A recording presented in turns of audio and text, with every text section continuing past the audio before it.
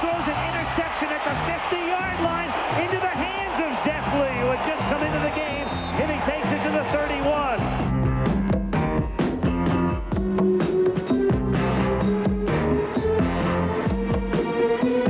If he makes this place is going to come apart. 49 yards will be the official yardage. Brian Hansen, Hunter is the holder. On its way. Good.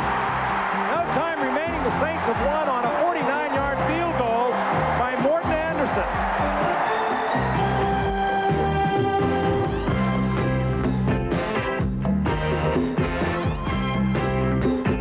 Third down, goal to go.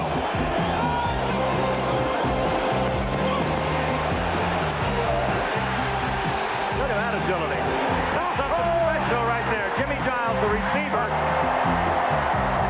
Brando Cunningham came of age in that Eagles victory. And when the clock counts down tonight, who will be this week's heroes? Will it be Jim Kelly, Buffalo Bills quarterback?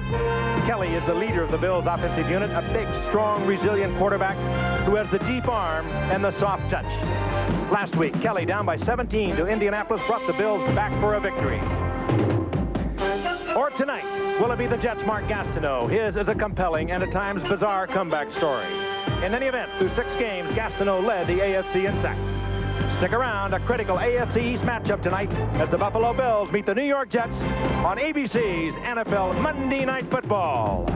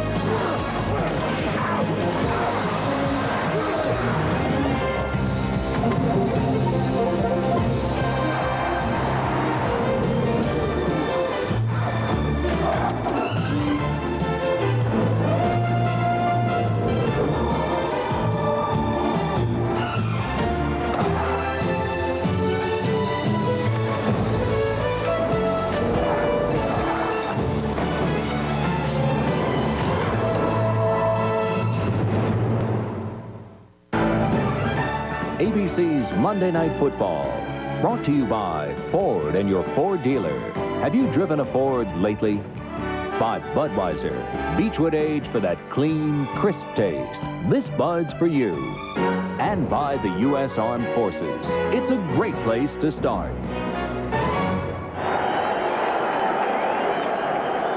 Welcome to Giant Stadium in the Meadowlands, East Rutherford, New Jersey, just across the Hudson River from New York City. This is where the Jets play their home games, and they'll meet the Buffalo Bills tonight, a longtime rival in the AFC. And the Buffalo Bills meeting the Jets in a key matchup here in the AFC East. Hello again, everyone. I'm Frank Gifford, and welcome to a night off from baseball, all the drama of the World Series. We're glad you're with us. We think we have a good game coming your way. It is a key, a very important game in the AFC Eastern Division. Buffalo coming in tonight at 5-1. Now, if they can win tonight, they'll hold on to a 2-game lead with only 1 week remaining before the middle of the season over Miami. Meanwhile, the Jets, they have a 3-2-1 record.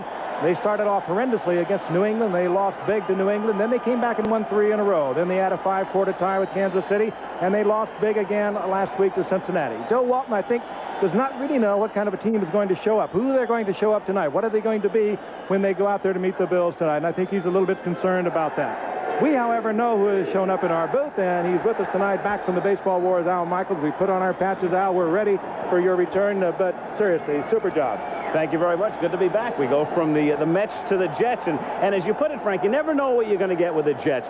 They fell apart at the end of the 1987 season. Joe Walton didn't want to call 88 a rebuilding year. He said it was more of a refurbishing year.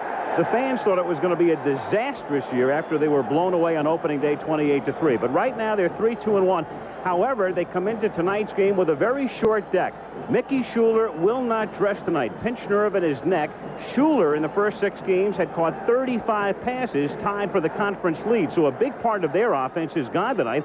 And also a big part of their pass rush as well, because a thigh injury has shelved Alex Gordon. the emerging star at left outside linebacker. He, too, will not dress tonight. So the Jets, despite being 2-point favorites tonight, are minus 2 essential ingredients. And Dan Dierdorf, they take on the Buffalo Bills.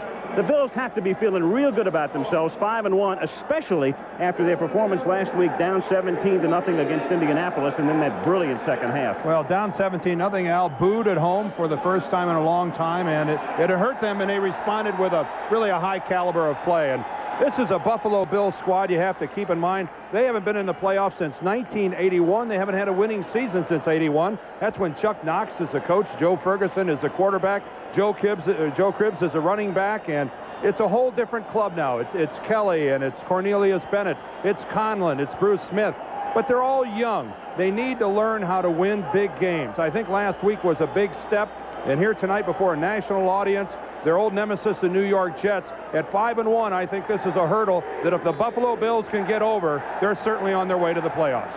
And tonight, the Buffalo Bills appear in a Monday night telecast for the first time since 1984. They've not won a Monday night game since 1981. So here they are as we wrap up Week 7 in the National Football League.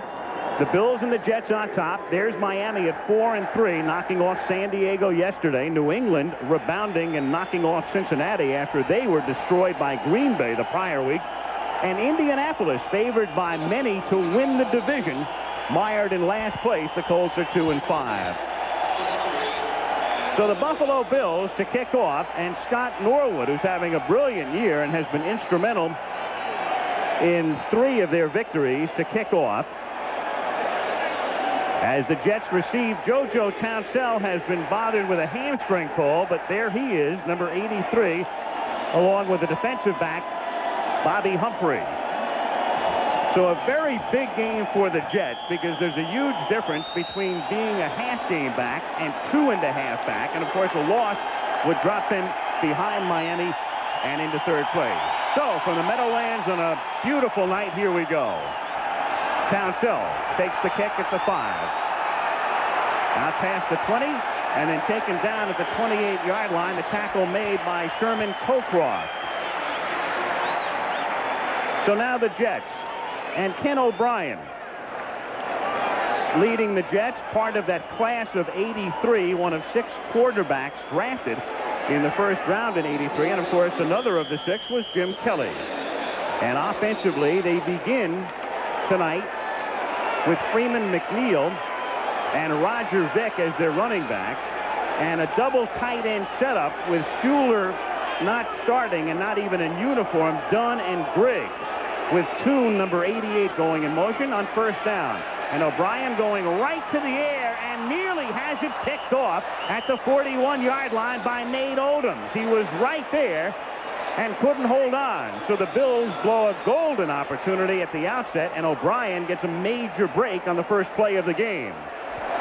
Offensively now, McNeil and Vick, and we'll also see a lot of Johnny Hector. Toon and Walker are the wideouts, and again, Griggs is one tight end, and we'll see a lot of Dunn. Criswell starting at left tackle. Dave Cadigan, their number 1 draft choice, is hurt. So that could be a problem, in as much as Bruce Smith will line up over him. On 2nd and 10, the inside handoff to Freeman McNeil, and he takes it out to the 31 for a gain of about 3. It'll be 3rd down and 7. Shane Conlon in on the stop. Now the Bills defensively, a basic 3-4, still a reclamation project with Smerlis, a former Pro Bowler, and Bruce Smith at right end, number 78. They're great linebackers, and the big man, of course, is Bennett, number 55. And then the secondary. Last week, Indianapolis picked on Burrows. Odoms on the other side, who missed the golden chance for the interception. Leonard Smith came over from the Cardinals, and Kelso comes back off a concussion last week. 3rd down and 7. With Griggs going in motion, O'Brien out of the shotgun. Has time, throws, incomplete. Freeman McNeil, and a flag is down, had gotten behind Shane Conlon, and we have a penalty, and the penalty is against the Jets. And it'll be against number 61, Jeff Criswell, the left tackle. Number 61, offense, decline, 4th down. Criswell, I think, is a guy we're going to be talking about a lot tonight, because he has really drawn the tough task of having to come in on short notice and play against Bruce Smith. One of the great defensive players in the game is Smith, and on that time, Criswell really just put the horse collar to him and dragged him to the ground. And last week, Criswell against Cincinnati was called for holding on 2 occasions. Prokop to kick for the Jets, and Errol Tucker to receive for Buffalo, nearly blocked. And it takes a good Jets bounce down to the 25-yard line. Tucker fields it there and is tackled at the 29. It was Rob Riddick who does it all on the special teams, who nearly blocked it. It turns out to be a 44-yard kick and a 4-yard return. And now a look at the Buffalo offense as the Bills have the ball for the first time tonight. Jim Kelly, again, part of that class of '83, but he opted to play in the USFL and then signed with Buffalo in '86, so he makes his first appearance in a Monday night game. Thurman Thomas is a good-looking rookie out of Oklahoma State. Jamie Mueller is coming off an outstanding game last week. They are minus Chris Burkett. He is on the inactive list. His knee, injured last week against Indianapolis, did not respond. Mueller for a gain of 2 out to the 30-yard line. Kyle Clifton, the inside linebacker, 59, in on the tackle. Mueller getting the start at fullback, second year out of Little Benedictine College. Wolford, Richard Cole, Vogler came back last week. He had been on injured reserve at right guard, and Devlin, and it's a pretty solid offensive line for Buffalo.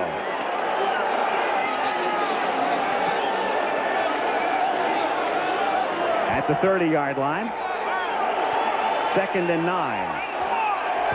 Trumaine Johnson split to the left, and Andre Reed, who caught 2 touchdown passes last week, goes in motion.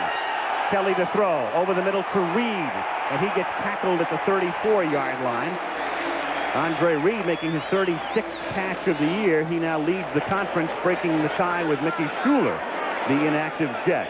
Defensively, Gastineau, Mercereau, who was a replacement player last year and won a job, and Marty Lyons having a big year. Cole, Benson, Clifton, and MacArthur are the linebackers, and the secondary with 2 rookies. Steve at right corner and Eric McMillan at free safety. Ronnie Harmon comes into the game, number 33, and he is split wide to the left. Their third down specialist. It's 3rd and 4, and Harmon goes in motion. Kelly from the shotgun. Time, man wide open over the middle. First down at the 47. Trumaine Johnson making the catch, and he figures to see a lot of action tonight with Burkett injured. 4 wide receivers in there. It's kind of hard to do anything but go to his own defense, and Trumaine Johnson came down, turned it in, found the opening right there, and gets the completion. Well thrown ball. Rich Miano was there a little short, but the Bills, with the 4 wide receivers, make it pay off.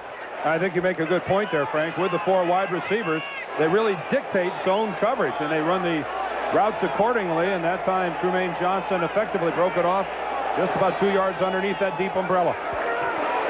Bills at the Jet 46-yard line, and this is Thurman Thomas, who picks up 3 to the 43. It'll be 2nd down and 7. No score, 11:30 remaining first quarter. And Dan, a little ominous too, with the 4 wide receivers, you should be able to get a little more pressure than the Jets were able to get on Kelly when he got that big completion. Well, I think we're going to go back and talk a little bit about what the loss of Alex Gordon is going to mean to the Jets tonight. He's normally an outside linebacker, but at 6'5", 245, he lines up at defensive end on nickel situation, and in many ways, next to Gastineau, is their most effective pass rusher, and the Jets are going to miss him dearly tonight. The longtime Steeler, Robin Cole, takes his place. Kelly's pass caught by Reed. First down at the 30-yard line. So Andre Reed, who figures to see a lot of action tonight, he would figure anyway, but especially in the absence of Burkett, already has caught 2 tonight. Working against Bobby Humphrey, the former wide receiver, has turned into a fine defensive back, but he carried it upfield, and that ball was on the way even before the break by Reed. Well, the move that Reed put on Humphrey almost put Humphrey on the ground. We saw him come into the corner of our shot there, and he was down on all 4s. That break to the sideline, that unexpected by Humphrey. 1st and 10, Buffalo at the Jet 30-yard line. Mueller taking it to the 26-yard line, and Rich Miano, the strong safety, number 36, in on the tackle. How many times, though, have we seen Joe Walton's Jets apparently nicked up, hurt, bruised, undermanned, and when you think that they're at a point in a ball game or a season where they really are out of it, They just seem to play their best football. I remember a Monday night game last year against the Patriots. We all thought that the Patriots were really riding the better position going into that game, and the Jets just routed them. Walton, the off-maligned Walton, is the only coach in Jet history with a winning record. Flags down, and Mueller carries inside the 25. And it was Mercero, number 94, who jumped. Dick Jorgensen, the referee tonight. That is so difficult to be the nose guard. You can't be more than 18 inches from the mouth of the quarterback when he's barking out signals.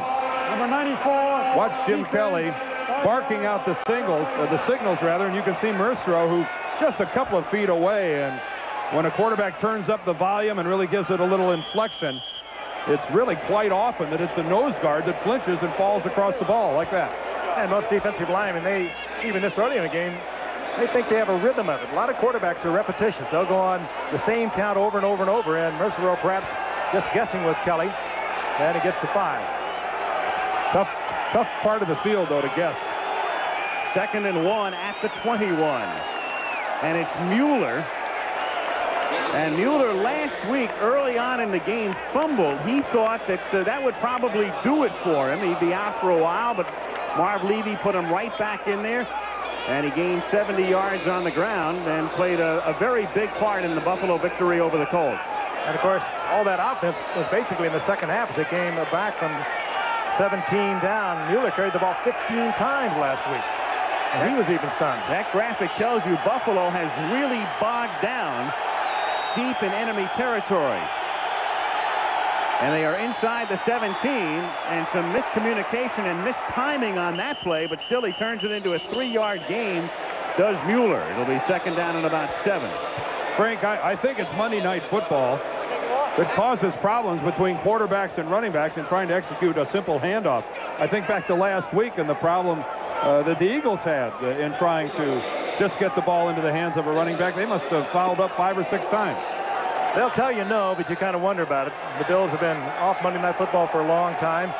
They bring out one of the fine young quarterbacks in Jim Kelly, but that was obviously a mess-up in the backfield. 2nd and 7. Thurman Thomas for about 2. Stopped by Robin Cole and Mark Gastineau, and upcoming will be a 3rd down and 5. They've got themselves in a real fine drive going. They're able to move the ball on the ground. It gives them, well, under Teddy Marchibroda, really a kind of a conservative offense along with Jim Ringo, more like the days of George Allen where they both worked. But they also like play-action pass, too. They like it a great deal down here. They have a big tight end in Metzelars, and they like to go with the play-action down here, but now they come out and give us the shotgun. 3rd and 5 at the 12. 8 minutes to go in the quarter, no score. Good protection for Kelly. Looks for Reed, and he drops the ball at the 5-yard line. So what would have been a 1st down instead is an incomplete pass, and Norwood and the field goal unit come out.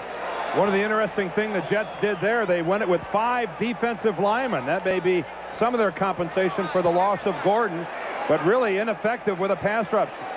Kelly had all the time he wanted, and give credit to the Jets secondary. Some good coverage that time. Williams, Miano right there gets his hand, interrupts the flight of the ball, and really causes Reed to lose concentration. Norwood to attempt the field goal. A 30-yard attempt, and the kick is good. So Norwood now with 60 points. And it's 7:48 to go in the quarter. Buffalo leads the Jets 3-0.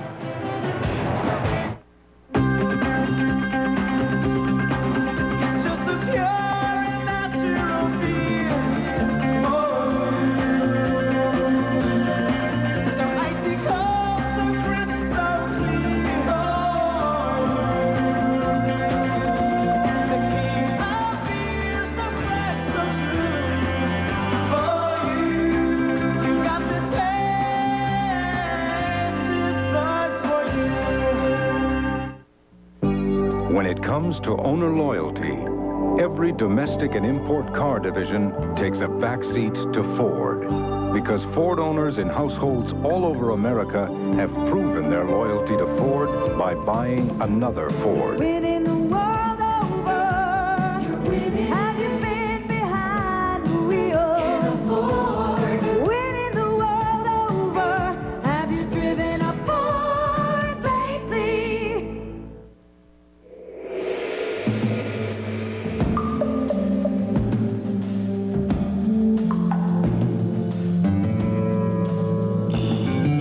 happens every 7 seconds.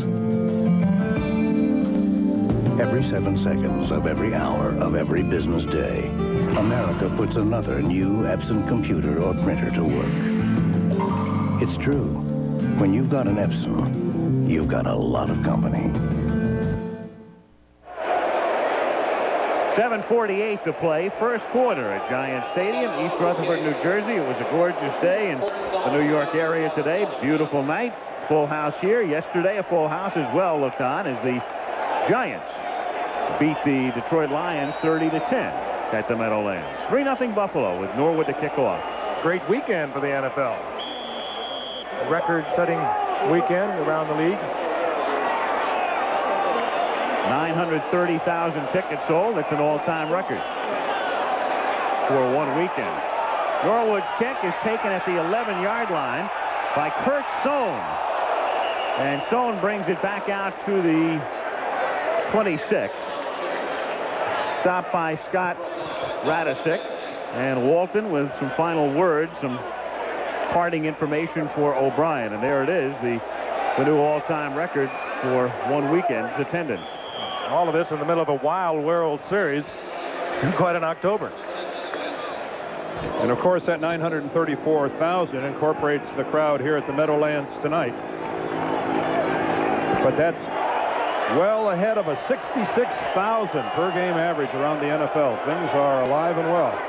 Jets from the 26 as Freeman McNeil, and a flag is thrown. McNeil takes it out to the 32-yard line. And Dick Jorgensen will tell us in a moment that it's holding against the Jets. Boy, this is what Joe Walton did not want, to get into a must-pass situation. He would have loved to have been able to move the ball, control it on the ground. Now he's going to be in a tough situation against a very tough pass rush. Holding, number 81, offense, 10 yards, still first down. Tight end Billy Griggs, and again we mentioned Schuler, their number one tight end, not even dressed tonight, so Griggs will see a lot of action. And good aim that time by the official. He actually hits Griggs in the back with the flag. You see Griggs blocking down on Art Still, and there comes the flag, and look at it, hits Griggs right in the back of the helmet. Is that embarrassing or not, Dan? I saw one time a flag thrown at Conrad Dobler stuck right in his face mask. And he ate it. And he ate it. He was blinded, though, and in some ways even made him more effective. Wild book he's got out. Some of the great stories. I guess you come off unscathed in that new book. Relatively. They Call Me Dirty, I think that's the name of it. You talk about an aptly named book. I'm just surprised it wasn't in crayon. Scratchings of some sort. First and 20 from the 17-yard line, and Freeman McNeil for a gain of 1, stopped by Shane Conlon, number 58. And of course the crowd always gets on Walton for his conservative play calling, and on first and 20 some boos originate from the full house here as it's 2nd and 19 now. He told me Saturday, he said, I know I'm going to get some boos, he said, because I'm going to have to do some things they're not going to like with Schuler not out there. And there they are. We've talked about how they have surprised us many times over. There's Mickey Schuler starting things on the sidelines, unable to get into the ball game. But he's going to have to do some things that he does not want to do because of his lineup. On 2nd and 19, O'Brien finds a wide-open McNeil, but he's too wide open. He started to turn around before he looked it into his hands, and it's 3rd and 19 now. Well, it's really kind of a shame that this handicap the Jets are having to work under tonight, and this is certainly a ball that Freeman McNeil just has to catch. O'Brien holds on to it to the last minute, but boy, you just hit a guy right in the jersey like that. He can't drop it. But if you had to pick one guy on defense, Frank, that Joe Walton couldn't afford to lose, you'd have to say that player is Alex Gordon. And if you look at one guy offensively, other than his quarterback, Kenny O'Brien, it's probably Mickey Schuler that he couldn't afford to lose. He turned white when he got the medical report on Saturday. He just did not believe it. O'Brien is 0 for his first 3. It's 3rd down and 19 from the 18-yard line. O'Brien sacked, and that's nothing new. His interception rate has always been low. The opposite side of the coin, and of course you've got Smith now going at it with Banker. Well, Banker took exception to the little dance that Bruce Smith does, celebrating a sack, and you know that kind of stuff is going to happen. Nobody wants to be shown up on national television, even though it wasn't Ted Banker. Ted Banker playing left guard. It's actually left tackle Jeff Criswell, number 61 here, who works against Smith. Watch the spin move back to the inside by Bruce Smith. He knows he's too far upfield, spins back to the inside to get the sack. Now, hey, that's a major league play. Not sure that Criswell has seen a whole lot of that. No, he hasn't seen a lot of that. Very few tackles in the league. But here's what gets Ted Banker going a little bit. Now, you know, this was the kind of thing that Gastineau got started. You're not supposed to be able to do it. The officials have been a little bit lax in letting it fly. But, hey, you're going to have hard feelings. Uh-oh. Well, you're in a two-point stance. You can flinch a little bit like that. Prokop, whose last kick was almost blocked, gets this one away. And it bounces at the 49-yard line as Eric Tucker peeled off instead of making the catch, and that cost him about 20 yards. 5:59 to go in the first quarter. 3-0 Buffalo.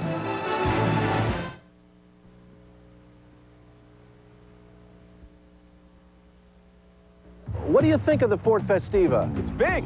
It's small. Sort of a big smallness. Cutest little thing.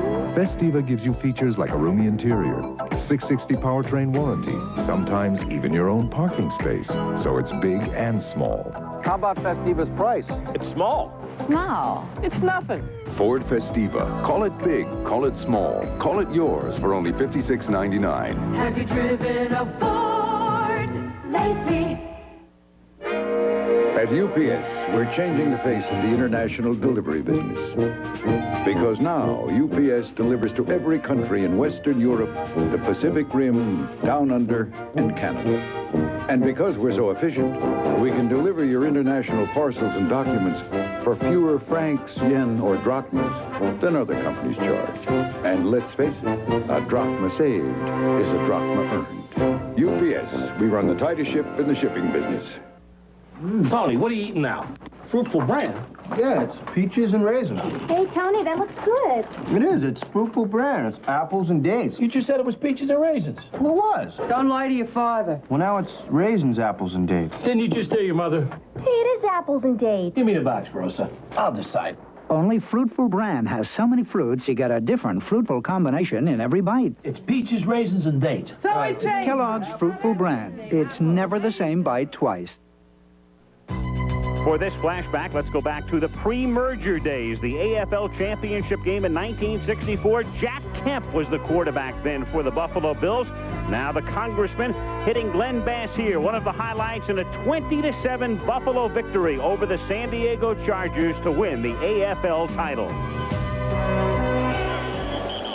Pleasant memories in Buffalo, and they'd like to have a few more. The Bills and the Eagles have gone the longest right now in the NFL without appearing in a playoff game. As you look at Mark Gastineau, it's been 7 years, 1981, since Philadelphia or Buffalo went to the playoffs.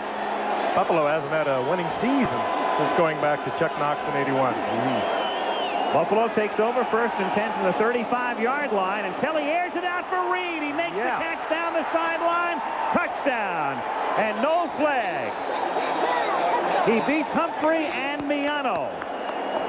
65 yards as Kelly hits Andre Reed, who's already caught 3 tonight, and with 5:49 to go, it's 9-0 going on 10-0. And I'll tell you what this is. It's a situation of Bobby Humphrey giving Andre Reed the outside, knowing he's got help from Miano, but Miano takes a very poor angle. Look at him. He's going to come up short. That free safety has got to be downfield from that receiver, Frank. That's Miano's play all the way. Oh, and you know, they picked that up in the films. They were waiting till they got the zone, and Humphrey came up. He tried to do the bump, and he let Reed off with a lot of speed. Miano did take a bad angle, but he came off with a lot of speed, and that ball was delivered absolutely perfectly. No argument. Norwood, his 61st point of the season. The extra point making it 10-0. Another look now. Good protection up front. Look at the sight line that Jim Kelly has, and he just drops this in perfectly to Andre Reed. Credit the Bills with perfect execution. A mistake by the Jets, and it costs them a touchdown.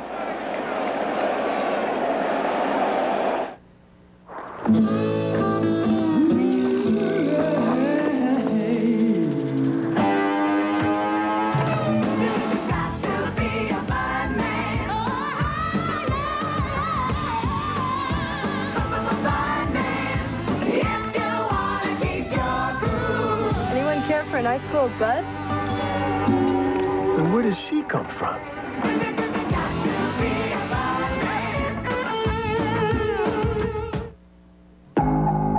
We're not a company. But we'll give you a chance to work where there's always a challenge. We'll give you opportunities to learn, to develop. To perfect skills that you thought were beyond your reach. We'll help you build a career that can reward you for the rest of your life. We're not a company. We're your country. We're the Army. The Navy. The Air Force. The Marines. We're the Armed Forces. It's a great place to start.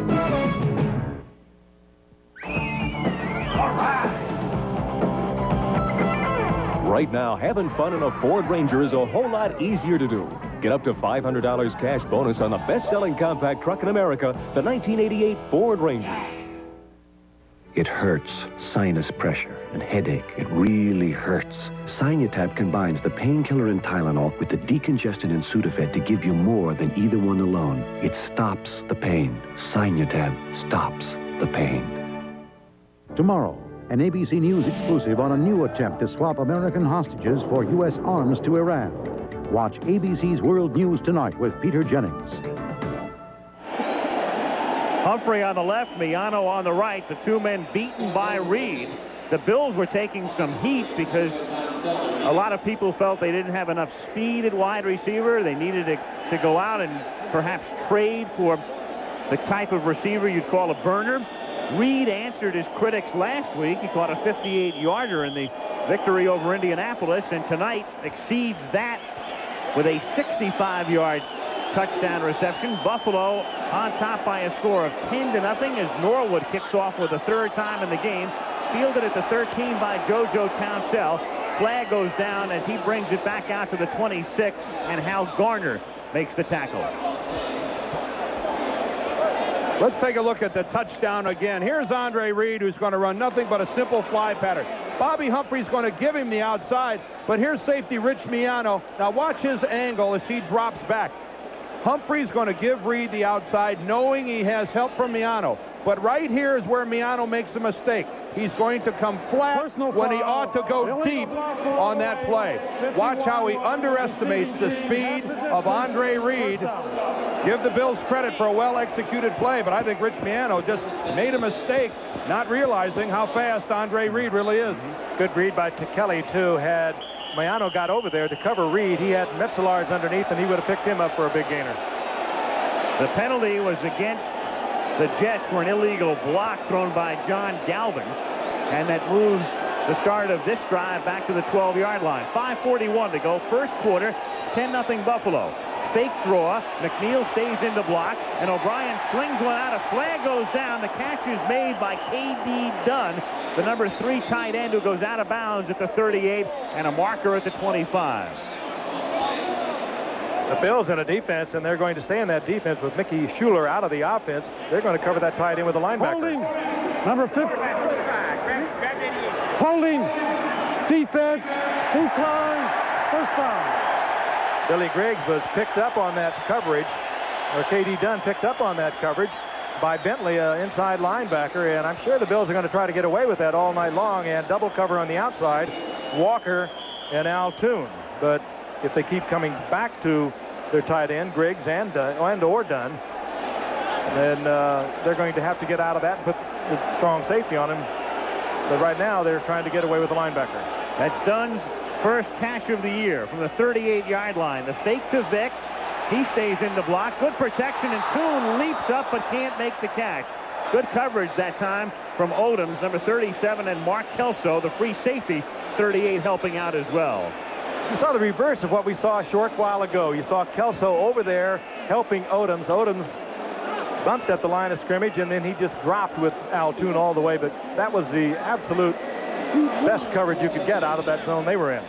Thing of it is, that's a pass into that type of a coverage, covered so well by Buffalo that maybe it's going to get completed 2 or 3 times out of 100, and Al Toon almost pulls it off. That's a kind of an athlete, number 88, as he went up and almost brought that uncatchable ball in. And it's one of the few times they have sent Toon deep this season. On 2nd and 10, Johnny Hector's first carry of the game takes him out to the 43. Toon has been more of the possession receiver. Al Toon coming in tonight had averaged less than 11 yards a catch. Their big play man has been Wesley Walker, averaging almost 19 a catch. And Al Toon has talked about it before. He's gone public and said, hey, I'm capable of making the big plays. My teammates know it, but I'm a team player, and if I'm helping the team by working underneath, you know, part of the problem they want him to work that route underneath is, first of all, he's tough enough to run it. He's a big man, and after he makes the catch, a lot of times he breaks the tackle and makes something positive out of a short pass. Griggs in motion out of the shotgun on 3rd and 4, and a flag was down before the inception of the play. Several flags in the first quarter. And this number one, 63, offense, still 3rd down. Against Ted Banker, and yet another penalty against the Jets. Game clock operator, reset the clock at 4:44. That much time left in the first quarter. Buffalo on top 10-0, and now the Jets will have a 3rd down and 9, and the Jets have already been penalized 4 times for 32 yards.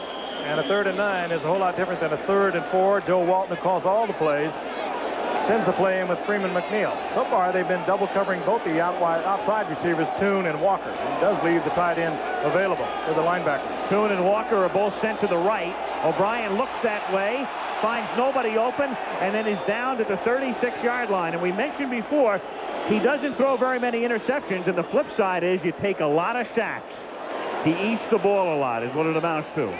Always has. And I think, Al, that I think we see the worst part of Kenny O'Brien's game, and that is after the heat is on him and the pressure collapses the pocket. A good look at Bruce Smith, actually being blocked pretty effectively by Katie Dunn, the tight end. He gets in on the play late, but Kenny O'Brien, when the pocket sags around him, not the kind of athlete who just naturally can escape that kind of adversity. Prokop to kick for the 3rd time in the quarter. And it's down at the 33-yard line. So a short punt, and here comes Kelly and the Bills with 4:02 to play in the quarter. 10-0 Buffalo. It goes with the guys that hang in the sky. It goes with the lows. It goes with the highs. It goes with the girls who live in the sun. It's part of the job and part of the fun. It's a piece of America. Share a little piece of America. Weekly, it's a piece of America.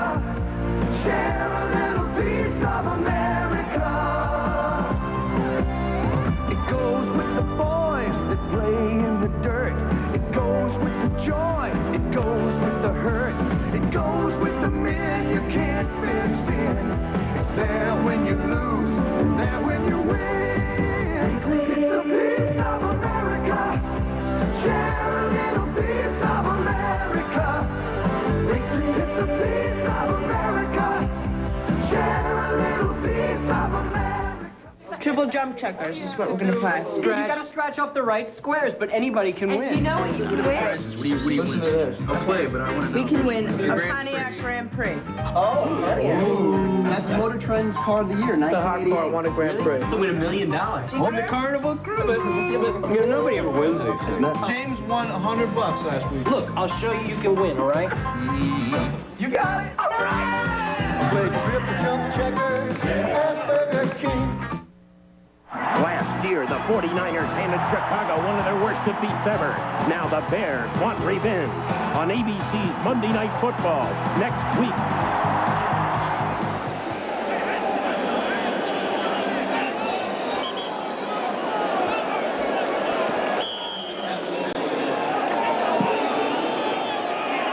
.402 to play, first quarter. The Buffalo Bills on top by a score of 10-0. And here comes Kelly and the Bills from their own 34-yard line on 1st and 10. The sole setback is Mueller, and he finds no room at all. He's wrapped up by MacArthur, among others. And number 54 as well, Troy Benson. Minimal gain, call it 2nd down and 10 with 3:45 left in the first quarter. Very big game, obviously, for both teams. The Jets, of course, could pull to within a half game. Instead, a loss would drop them to third, 2.5 back. And Buffalo will play 5 of its last 7 on the road. So they would like to build up a sizable advantage in the AFC East.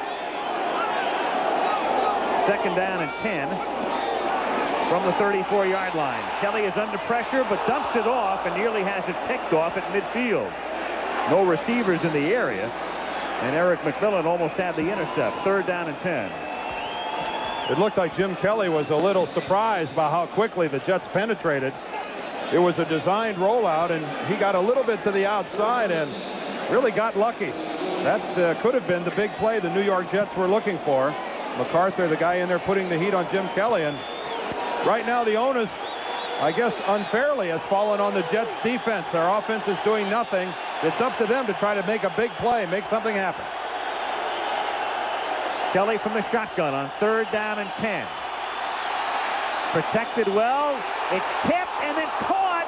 And the Bills get a tremendous break as Flip Johnson pulls in the deflection and goes in for the touchdown.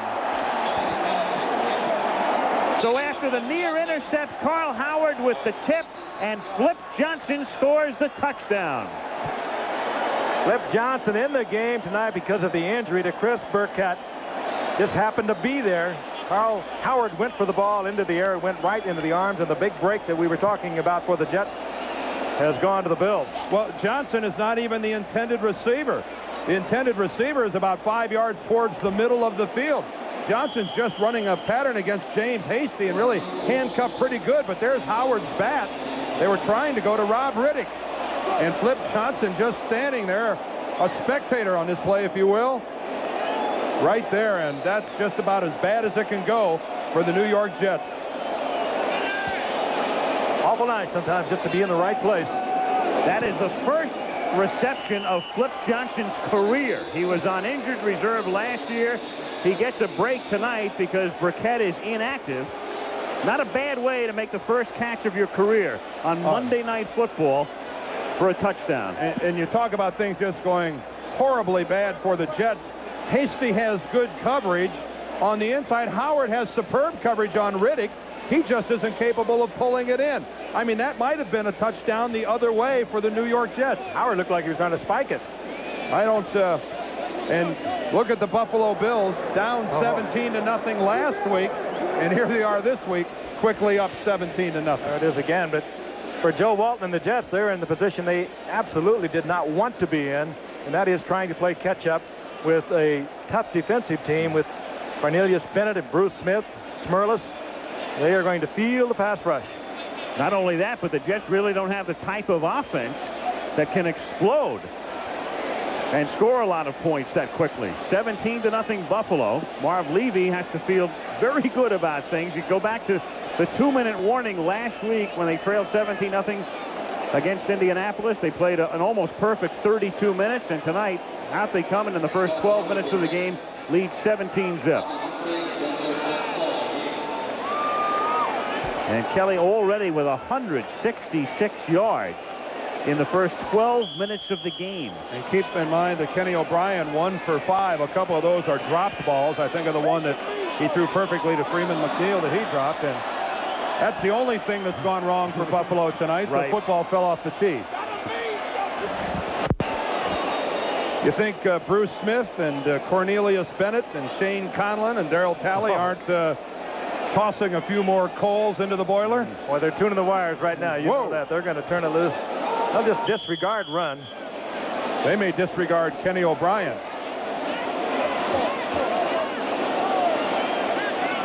Norwood, and again, as Dan said, the only thing that's gone wrong tonight, and if that's the only thing that goes wrong, you're in great shape. Look how he has it cocked. It's all the way back, and it just barely is staying on that tee. He's putting it much further back than most kickers. It's crooked as well. Got it off center. Oh, they're resorting to the dreaded hold. Oh, look at this. Now he can really cock it. Here's an instant replay, folks. This is our super slow-mo reverse angle from the end zone. So with Tucker holding, this time the kick is away, taken at the 7-yard line by JoJo Townsell. And he brings it back out to the 28-yard line. He's tackled there by Don Graham. So O'Brien trailing by 17. Next week, great matchup. 49ers coming off their win over the Rams yesterday. Tremendous day for Roger Craig against the Chicago Bears, 6-1, and on top of the NFC Central at 9 Eastern time from Soldier Field. Bears, again, yesterday contributing to the depletion of quarterbacks in the NFL. We had that same game on Monday night a year ago, only it was out in San Francisco. And the 49ers rocked 41-0 from the 28-yard line. McNeil gets dragged down by Bruce Smith for a 2-yard loss. And again, it was Smith, only recently activated. He missed the first 4 games because of the drug suspension. And he just simply crashes to the inside.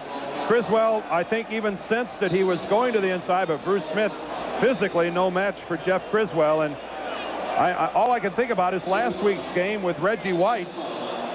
This is the other dominating defensive lineman in the game today in that same class with a Reggie White, Bruce Smith. And a lot of people like Reggie White because of the team's record. They have not seen a lot of Bruce Smith on national television. He's pretty special. 2nd and 12 from the 26-yard line. Flag is thrown, and O'Brien throws it away. And we're liable to get a holding call again against the Jets, and it's going from bad to worse for the guys in the green and white. Quickly. Holding, number 63, offense, decline. This time it's down. Ted Banker. Let's guess and see if it's Bruce Smith. Is it one of the guys involved for Buffalo? This time Smith collapses down to the inside, lines up across from Banker, works to the outside, and I don't know about that. If Banker was holding him, you think it might have had a little bit more of an effect on Bennett than it did. Good job by Criswell, as you saw, sliding off, leaving Smith to Banker. Criswell picking up the linebacker. He did his share. 3rd and 12 from the 26. O'Brien under pressure again and sacked at the 14-yard line. A tremendous move by Bruce Smith. Well, going to the Pro Bowl right here and now. Well, it's the same move that got him the sack the last time the Jets had the ball. That reverse spin back to the inside. Working against Criswell. He thinks Criswell believes he's going upfield. The minute he senses that, Smith does that spin back to the inside. And what's special about this spin is how quick it is and how he never loses his forward momentum. He's always going upfield, even during the course of that spin. I mean, there just aren't but 2 or 3 guys in the game capable of making a move like that. Prokop, it's his 4th punt, and when you have to punt 4 times in a quarter, you know you're in trouble. Your team is. It bounces at the 46 and is down there by Billy Griggs. And Kelly will take over on the other side of the 50. Look here at sacks. Joe Namath played 140 games in his career. He was sacked 175 times. O'Brien has played less than half, 60, and he's been sacked 21 times more than Namath already. Yeah, but let's keep in mind from what we've seen so far, Joe Namath or Randall Cunningham or Fran Tarkenton is going down against a move like Bruce Smith just made on Criswell. Nobody's going to escape that kind of penetration.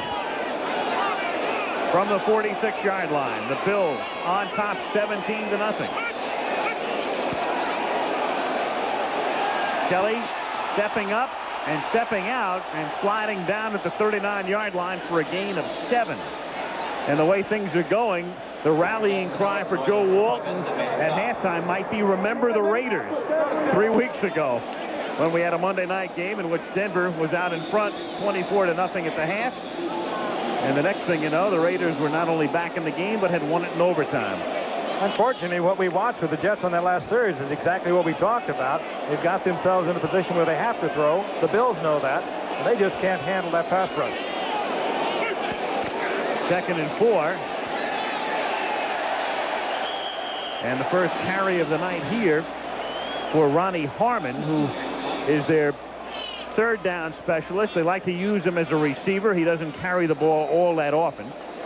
And he is stopped here at the 40-yard line for a loss of 1. Good work that time by Kyle Clifton, the inside linebacker, reading that play. And This is what has to happen. The Jets defensively have to stiffen, come up with a big play, an interception, force a fumble.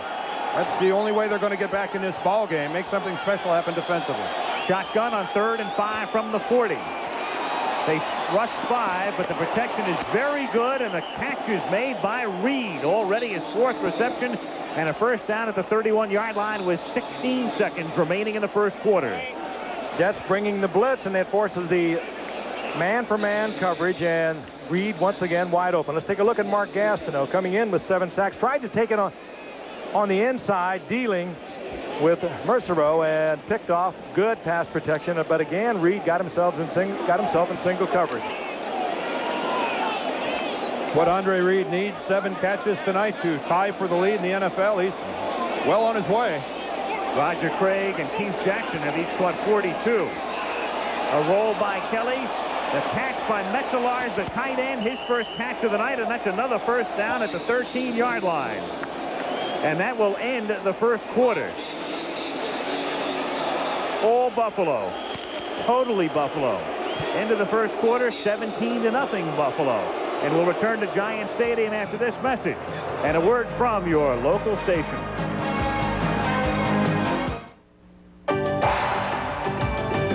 Thunderbird Turbo Coupe. Run with it. Now get a $1,000 cash bonus on the 1988 Ford Thunderbird Turbo Coupe. If you think you might need some new hand tools, think about this. Sears Craftsman hand tools are built so tough, we guarantee them forever. And we mean forever. Don't win nothing for practice. Don't win nothing if you don't. All right, let's have it.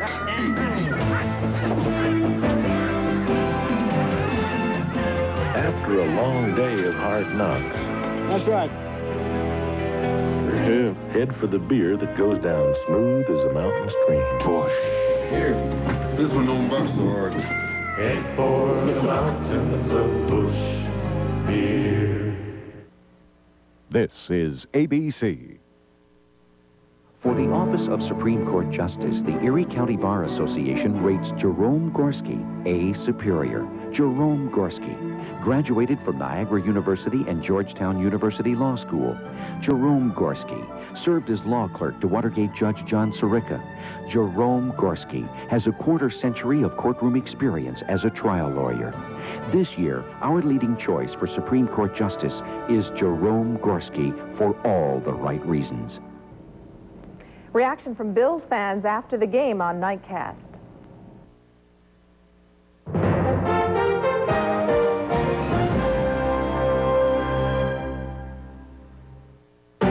ABC's Monday Night Football, brought to you by Chrysler. Chrysler believes a luxury car should be a great driving car. At Chrysler, we're driving to be the best. Second quarter begins. Al Michaels, Frank Gifford, Dan Deerdorf. Buffalo on top 17-0. Buffalo driving 1st and 10 at the Jets' 12-yard line. Jim Kelly has already thrown for 195 yards in 1 quarter as Harmon takes it to the 7. The Jets coming in tonight defensively had yielded an average through the air of 182 yards a game. Kelly in the first quarter, 195 yards passing. Good job that time by Mark Gastineau staying at home and getting Harmon's cutback. Staggering imbalance. 218 total yards to 13. That's not often you see them any farther out of kilter than we see them there. 2nd and 5 from the 8. Give it to Harmon again. Moves to the outside, turns the corner, and Harmon gets bumped out of bounds at the 1. Good move by Ronnie Harmon, the former first-round draft pick, that they use almost exclusively now as a receiver. Dipped inside, that play designed to go inside. Took a good look at it, broke it to the outside, and almost got the corner. And he picks up a first down. It'll be 1st and goal at the 1. First minute of play in the second quarter. Buffalo on top 17-0. If you're a player for the New York Jets, and I think everyone who's ever played the game has found themselves in this situation, your head is just reeling. You can hardly believe what's happening, facing a prospect here of going down 24-0 so early in the ball game. Rob Riddick is a short yardage man. He's the tailback in the eye. He has the ball, and Riddick is over for his third rushing touchdown of the season. He's also returned a fumble for a touchdown. I mean, look at the Jets defensive team standing there. I mean, there aren't even expressions of anger. These guys are stunned. It's not that they don't care, but they're just in a state of disbelief right now, wondering how can things go this wrong this quickly. A good shot there of the low, flat backs of the Bill offensive line. They get the surge, the hole's inside, and Riddick might have jumped a little early. Was lucky he got in the end zone. Third time he's rushed for a score, returned that fumble for a score. He's also caught a touchdown pass. So 5 TDs this season. Norwood in for the extra point. Buffalo has scored on all 4 of its possessions, and it's been a nightmarish first half for the New York Jets. 14-16 to play in the first half. Buffalo on top, 24-0.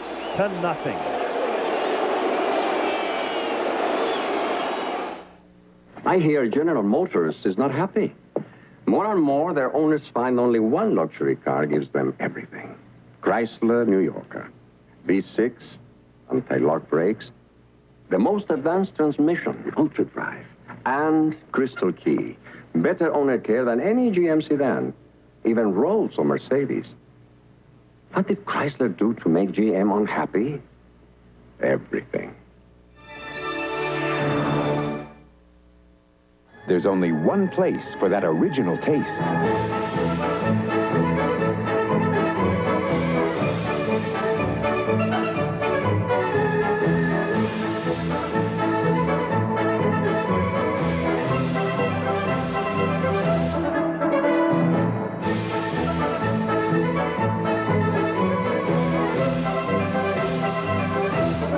Kentucky Fried Chicken. We do chicken right.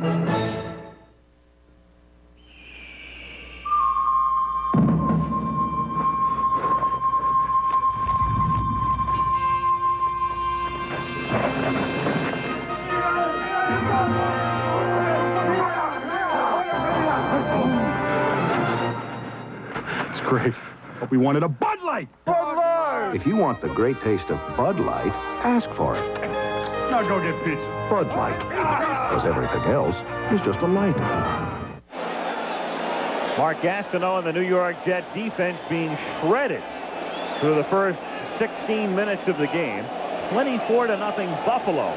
Jets coming in favored by 2.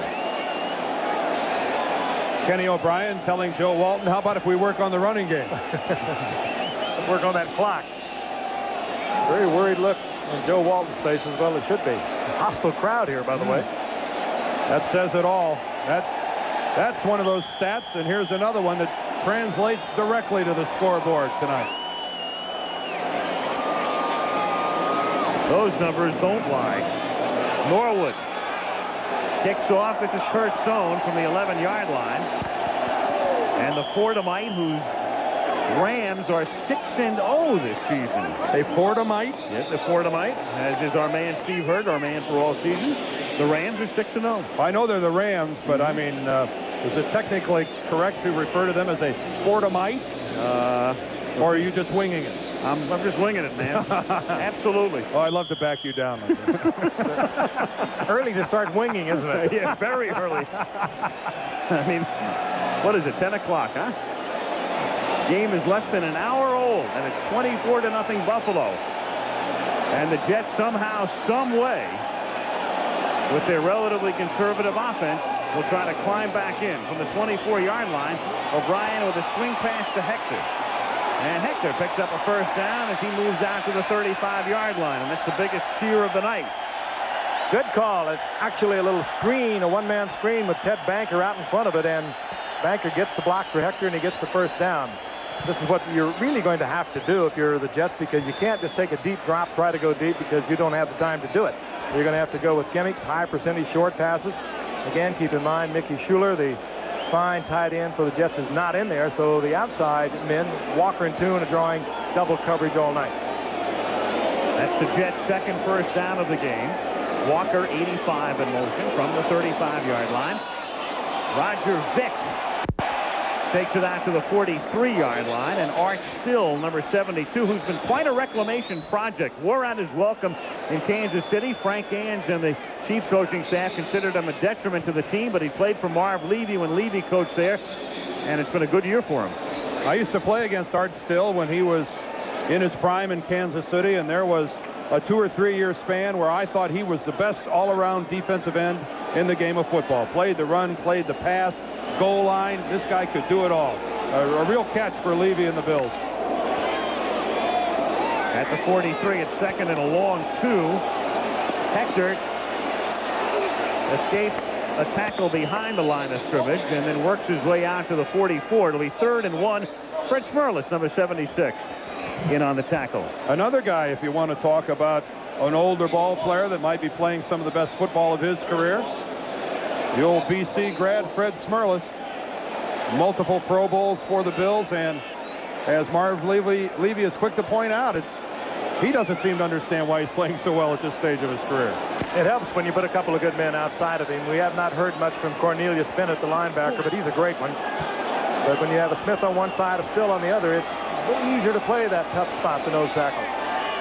On 3rd down and 1, O'Brien gets it off, and it's caught by Griggs for a 1st down, and the Jets were lucky that play got off the way it commenced. This is what the Jets have to do, because Griggs, K.D. Dunn, both of them replacing Mickey Schuler, are being covered with linebackers. And even though they are not known as receivers, mostly used in the blocking scheme of things with Joe Walton, they are open, they can handle the football, and they have now picked up a couple of big gainers with their tight end. Let's watch this baby from the blimp. Good call on 3rd and 1 by Joe Walton. Look what that does. Look how it threw off the Bill defense. Absolutely no pass rush whatsoever. And it took the Buffalo defense completely by surprise. The ultimate sky cam. Look out. Back it comes to O'Brien. He's going long. He's got Kuhn open. Makes the catch at the 15. Thrown out of bounds at the 9-yard line. And that's the type of play the Jets need. The crowd now gets back into the game. Quiet him down for a little bit, and Westy Walker was also wide open for 6. The Bills bought it all the way. And you mentioned it a moment ago, Al, ordinarily this Jets team is very conservative. Here's the flea flicker, the toss by O'Brien. And O'Brien drifting back. McNeil turns around, spots him. Now, Kenny O'Brien doesn't see Westy Walker. He was wide open, but Al Toon is a big target and gets the 1st down near the 10-yard line. Well, Al Toon was pretty wide open as well. Nobody anywhere near number 88.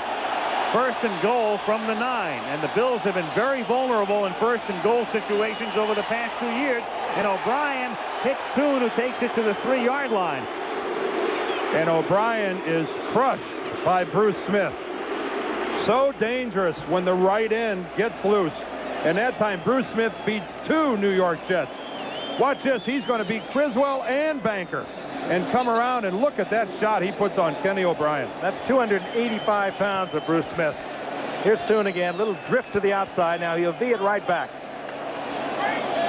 Sees the linebacker in front of him, sets up, but meanwhile, Kenny O'Brien was in deep trouble. He was just able to get it off. Good effort by O'Brien. 2nd down and goal from the 3 with Griggs going in motion. And the handoff to Hector, and he takes it to the 1. It'll be 3rd down and goal.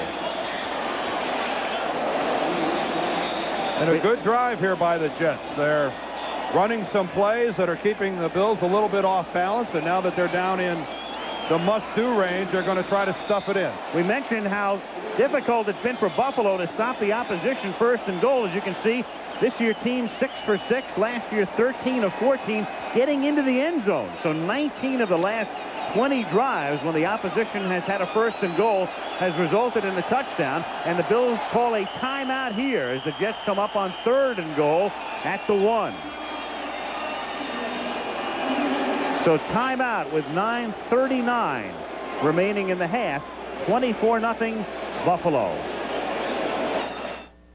There's a difference when you're flying. Where are we going today? I'm going to Grandma's house. With someone who shows how much they care. I'm going to go anywhere without you. A smile, a tone of voice, and the willingness to try. When you love to fly, it shows. Delta Green.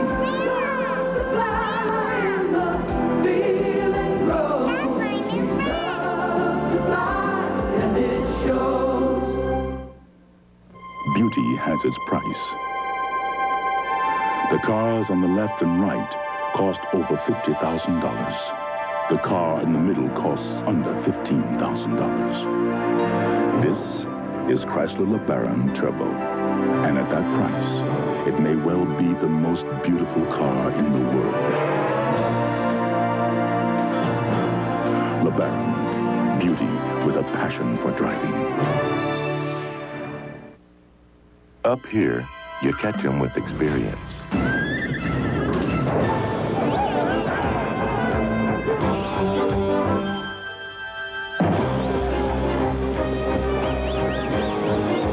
And when you've got them where you want them, you head for the beer that goes down smooth as a mountain stream. Busch. How are those horses doing? What horses? Head for the mountains of Busch beer. Sunday, join Larry Bird and the Boston Celtics. They take the court against international competition in the McDonald's Basketball Open. Live Sunday on ABC Sports. So after a Buffalo timeout, they regroup. Here come the Jets. 3rd down and goal at the 1. Johnny Hector and Roger Vick are the running backs behind O'Brien. And Hector is the tailback in the eye. Briggs goes in motion. They give it to Hector. Walks in for the touchdown. Johnny Hector, who scored 11 rushing touchdowns last season in similar fashion. They'd love to give it to him deep down in enemy territory. And the Jets mount a very effective drive as they try to climb back into the game. Superb play calling on the part of Joe Walton there also to get down there. Use the flea flicker, the first play on their possession, as we see Hector flying over the top once again. He came with a little screen, high percentage stuff, and it was very effective. I think we saw the ball in Hector's arms for one reason, and it's exactly what he did. He times his leaps and gets up into the air higher and farther than any of the other Jet backs. That's why he's so effective on the goal line. He had 11 touchdowns last year. Pat Ryan holding for Pat Leahy's extra point. Hector gets it into the end zone, and the Jets don't roll over and die, down 24-0. Mount a drive and are now down by 17. Again, the good surge up front, but no one in a blue jersey was in the air. No one was flying across that line of scrimmage to challenge Johnny Hector after he left the ground. And there's no way you can stop a running back once he gets up into the air unless you have someone in the air to counter him. And that time when Hector went up, nobody in a blue jersey anywhere in sight. Look at Kenny Bryan. He is not your fiery, verbal sort of leader, but he is a tough quarterback. And you saw the look in his face after the Jets got into the end zone as he turned around and kind of snarled at them. Look, let's get something happening. We can do this. We just put on a great drive. Let's get it going. Well, it's all for naught if the Jets defense doesn't stiffen. They have been getting pushed around at will by Buffalo and Jim Kelly. The New York Jet offense can do whatever they want to do, and it's not going to make a difference unless the Jets defensively start playing a little football. So the Jets will kick off for the first time in the game. Back deep, Errol Tucker is the man in the middle, flanked by Ronnie Harmon and Flip Johnson. And Pat Leahy to kick off.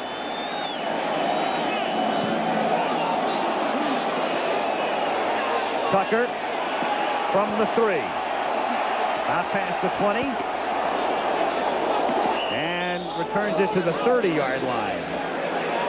And so from there will the Bills begin this next drive. Here's a reminder coming up Sunday at 2:30 Eastern, 1:30 Central and Pacific from the Laurel Racecourse in Maryland. Top horses from all over the world competing in the Budweiser International Horse Race. And then following that, the Boston Celtics go against European competition in the McDonald's Basketball Open, coming to you from Madrid, Spain. All coming your way Sunday on ABC Sports. 9:25 to play in the half. Bills 1st and 10 from the 30. Thurman Thomas and Carl Byram are the running backs. Byram in motion. Thomas with the ball. And Thomas fights his way out past the 30 to the 33. Tripped up by Troy Benson. Benson, the third-year inside linebacker out of Pittsburgh. The Jets, of course, not only minus Alex Gordon, we've talked about that, but Bob Friebel on injured reserve, so they're minus 2 guys who would otherwise normally be starting tonight.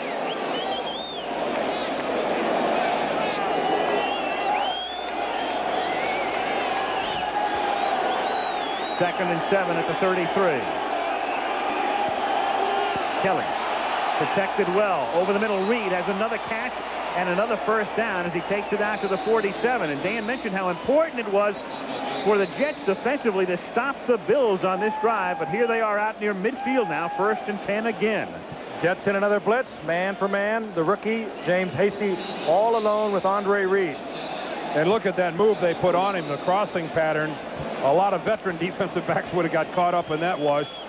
James Hasty learned a little something, but an effective pattern by Andre Reed, who, if he keeps this up, is going to come out of the game tonight as the NFL's leading receiver. He's now caught 5 tonight, 40 for the season. On first down, Kelly again protected very well. The catch is made by Trumaine Johnson, and another first down at the 41. Hasty making the tackle. Trumaine Johnson out of the USFL, and he came over in a deal with San Diego and getting his moment in the sun, or the moon, if you will, tonight because of the injury to Burkett. At one point in his USFL career, he was the leading receiver with 81 receptions, so he's got the moves. He just needed a little bit more confidence, and what better place to find it than against the Jets the way things are going here tonight. Sad but true if you're a Jet fan. From the 41, Thomas cuts it back, takes it inside the 35, and bulls his way down to the 32-yard line. The rookie picked in the 2nd round out of Oklahoma State. Remember, they gave up their 1st-round draft choice when they acquired Bennett in that 3-way Dickerson deal with Indianapolis and the Rams. They picked Thurman Thomas, and so far, so good. He leads all rookie running backs in yardage gained thus far this season as number 65, Tim Vogler, comes hobbling out of the game, and Dale Hellestray comes in to replace him. The Bills go with a trio of running backs, all with a role. Thomas is the designated runner, Ronnie Harmon, the designated receiver, and Rob Riddick, the designated short yardage guy. 2nd and 1, and here's Carl Byram, another short yardage guy, and he turns short yardage into big yardage, pulling his way to the 20-yard line. McMillan takes it away, but well after the play, first down. And Mark Gastineau acting like he's the guy that drew the foul. He takes an inside, I believe, on Joe Devlin. Let's see if that's where the flag comes in.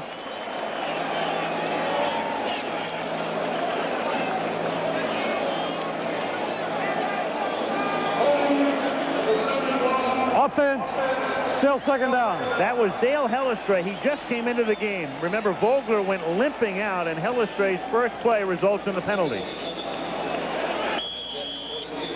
That's Robin Cole, number 90, filling in for the injured Alex Gordon. Cole, of course, was with defensive coordinator Bud Carson when Carson was with the Pittsburgh Steelers for 3 other Super Bowl years. He was waived, a 12-year veteran. The Jets picked him up when they got in trouble early with linebackers. 2nd and 11 after the Bills' first penalty of the game. They give it to Byram again, and he's dragged down from behind by number 77, Gerald Nichols. And it'll be 3rd down and about 10 with 6:05 to play in the half. 24-7 Bills. Kelly, tremendous night, and remember, he's coming off a sensational 2nd half last week. Tonight averaging 20.1 yards a pass. Almost 3 times his normal average, and look at that, 9 of 11. This is the kind of a half that even big league quarterbacks like Kelly only think happens to somebody else. 3rd and 11. Kelly, and the line does its job again, and he hits Reed, but he's short of the first down. Reed had to come back to make the catch at the 33, but they still come up 2 yards shy of the first down.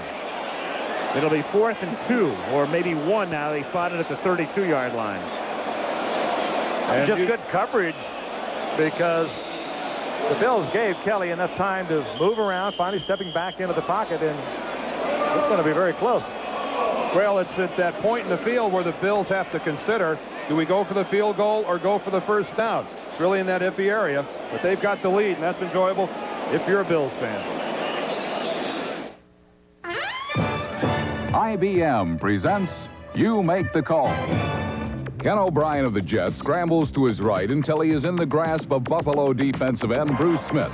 The whistle blows, and O'Brien then intentionally grounds the ball. Now you make the call. Where do you spot the ball?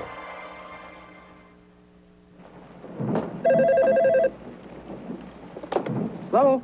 Need a shipping date? Yeah. Oh, hold on a second. Hello? You want research? Yo, price change? The IBM Personal System 2 Research here. All trends are up. runs today's most popular business program Shipping. Be out in 10 days. with superior graphics and speed. The price on that? The price is $89.99. No wonder it's today's fastest-selling computer. The Personal System 2 family, part of the bigger picture from IBM. What call did you make? Since the whistle was blown, O'Brien is considered down at the spot of grasp and control, and no penalty is called. Just the key? Looks can be deceiving. This is Chrysler's Crystal Key. The key to everything. It unlocks New Yorker's V6 anti-lock brakes, the most advanced transmission, Ultra Drive, an abundance of rich Corinthian leather, and better owner care than even Rolls or Mercedes. New Yorker's Crystal Key gives you the one thing you always wanted. Everything. Undefeated Indiana takes on Big Ten rival Michigan. Or the top-ranked team in the nation, #1 UCLA, meets Arizona Saturday on ABC's College Football. Half of a possum hunt moon. What do you think? Nice harvest moon coming up. Beautiful day. Indian summer here in the east. From the Goodyear blimp, as we look down upon a 4th down play, the Bills are going for it after the timeout. 4th down and 1 at the 32-yard line. And trying to pick up the first down is Riddick, and he does. And what a role player he is. Special teamer. We mentioned before he scored the touchdown. He's averaging about 2.5 yards a carry this season, but he lost 24 yards on one play. And he's used as a short yardage specialist. I think the decision there for Buffalo was that it would have been a 49-yard field goal attempt for Norwood. And at that distance, I think that Marv Levy just played the percentages, thinking it's easier to pick up the first down when it's less than a yard than it is to make a 49-yard field goal. That would also match Norwood's career best. This time back to Thomas. And Thomas, fighting for a first down, may have it as they spot the ball at the 20-yard line, just short of the first down. We talked about the loss of Alex Gordon as a pass rusher for the Jets over in that left side behind Gastineau. That is where the Bills also are moving the ball very well on the ground. Right at Gastineau, and there are many people who will tell you if you're going to run at Gastineau, take it right to him. He is a move man, not a strength man. And the Bills are exploiting that side of the defense of the Jets tonight. From the 20, this is Byram. And he takes it to the 16, and so the Bills making use of all their running backs tonight. Thomas and Harmon and Riddick and Byram and Mueller have all carried the ball. 3:40 to go in the half, 24-7 Buffalo.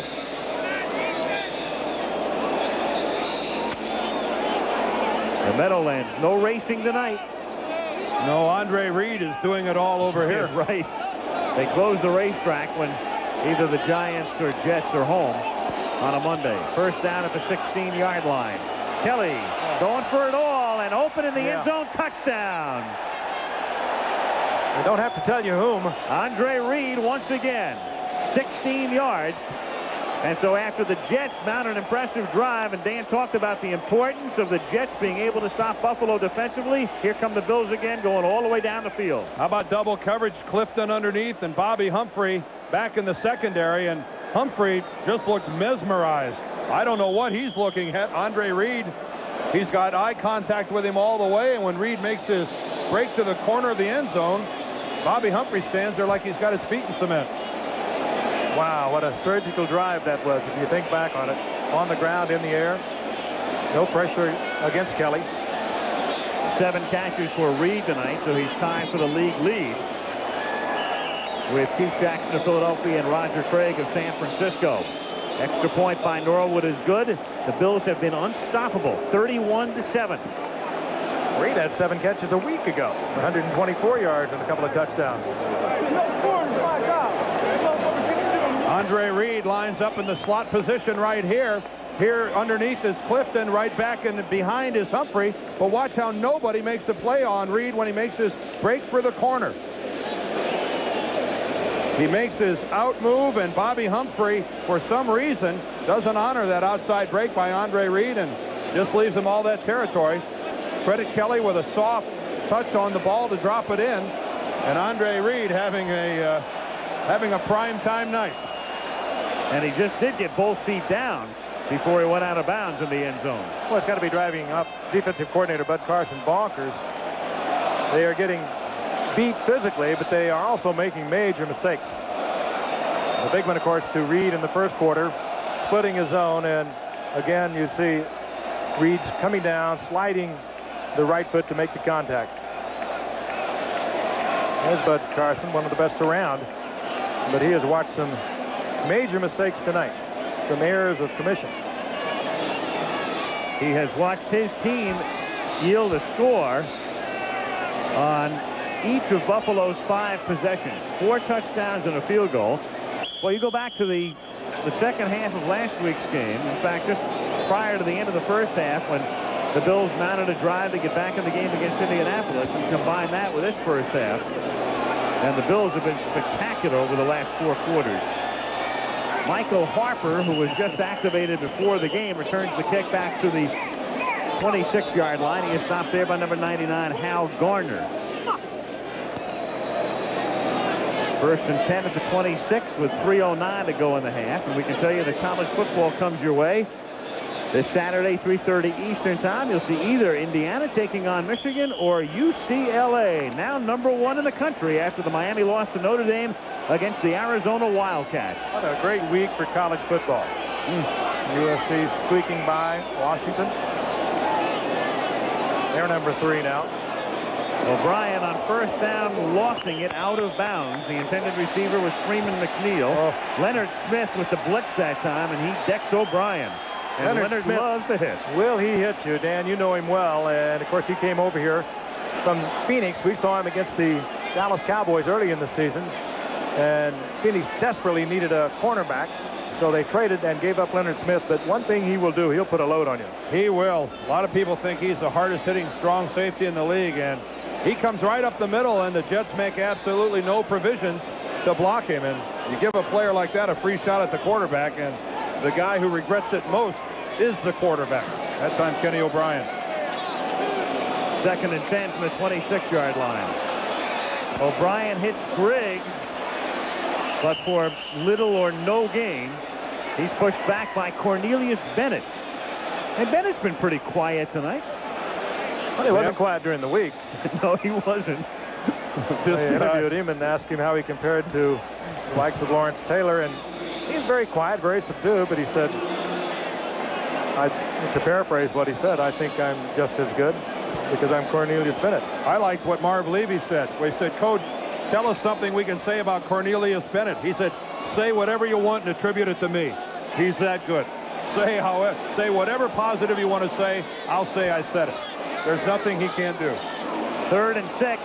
He comes in on a blitz, and down goes O'Brien again, but from the other side, as Leonard Smith on a safety blitz sacks him. You know, Bennett might have got the blitz, but Leonard Smith got there first. And this is what the Jets are going to see all night long, trailing as they are 31-7. It's what Joe Walton feared the most, to get behind and try to pass protect, and particularly over on the left side against Bruce Smith. Watch how they do that. Here's Leonard Smith up here standing up, but down at the bottom is Bennett, and look how he's gotten down into a 3-point stance, but the end result is the same. They just head straight for the quarterback, and it's going to be Leonard Smith. Look at that jump off of the football.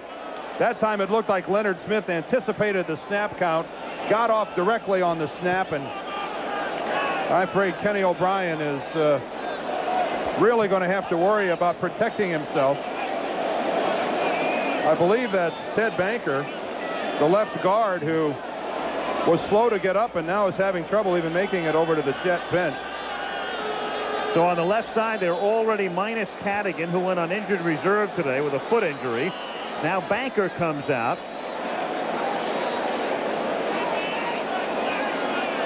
And And already O'Brien has been sacked 4 times tonight. And the Jets will have to punt again because it's 4th and 17. It's Prokop's 5th punt. I would have to assume the next guy to come in and play left guard would be Mike Haight, the Jets' #1 draft choice of 3 years ago. And the Jets will take it down to the 2-minute warning to take some time off the clock before they punt. And thus the stoppage here with 2 minutes to go in the first half. There's a look at Haight over on the sideline, #1 draft choice out of Iowa. And boy, tough time to come into the game. Bills by 24 at the 2-minute warning.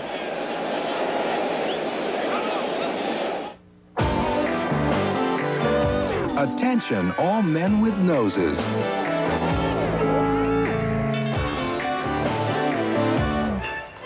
Introducing the Schick Slim Twin Disposable Razor. Compare new Slim Twin's narrow head to Gillette Good News. Slim Twin is 28% slimmer. No wonder men prefer Slim Twin over Good News. So for a close, comfortable shave, even in hard-to-reach places, get new Schick Slim Twin, already preferred by men who have noses. As long as I've known Tom, I need help, he's there. Sure, I'm glad to see you. Stay with you? Figured you wouldn't mind.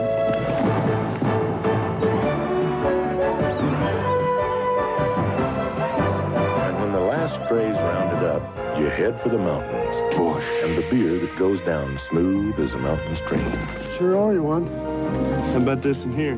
Head for the mountains of bush beer. At UPS, we're changing the look of the international delivery business. Because now, UPS delivers to every country in Western Europe, the Pacific Rim, Down Under, and Canada. And because we're so efficient, we can deliver your international parcels and documents for fewer francs, yen, or drachmas than other companies charge.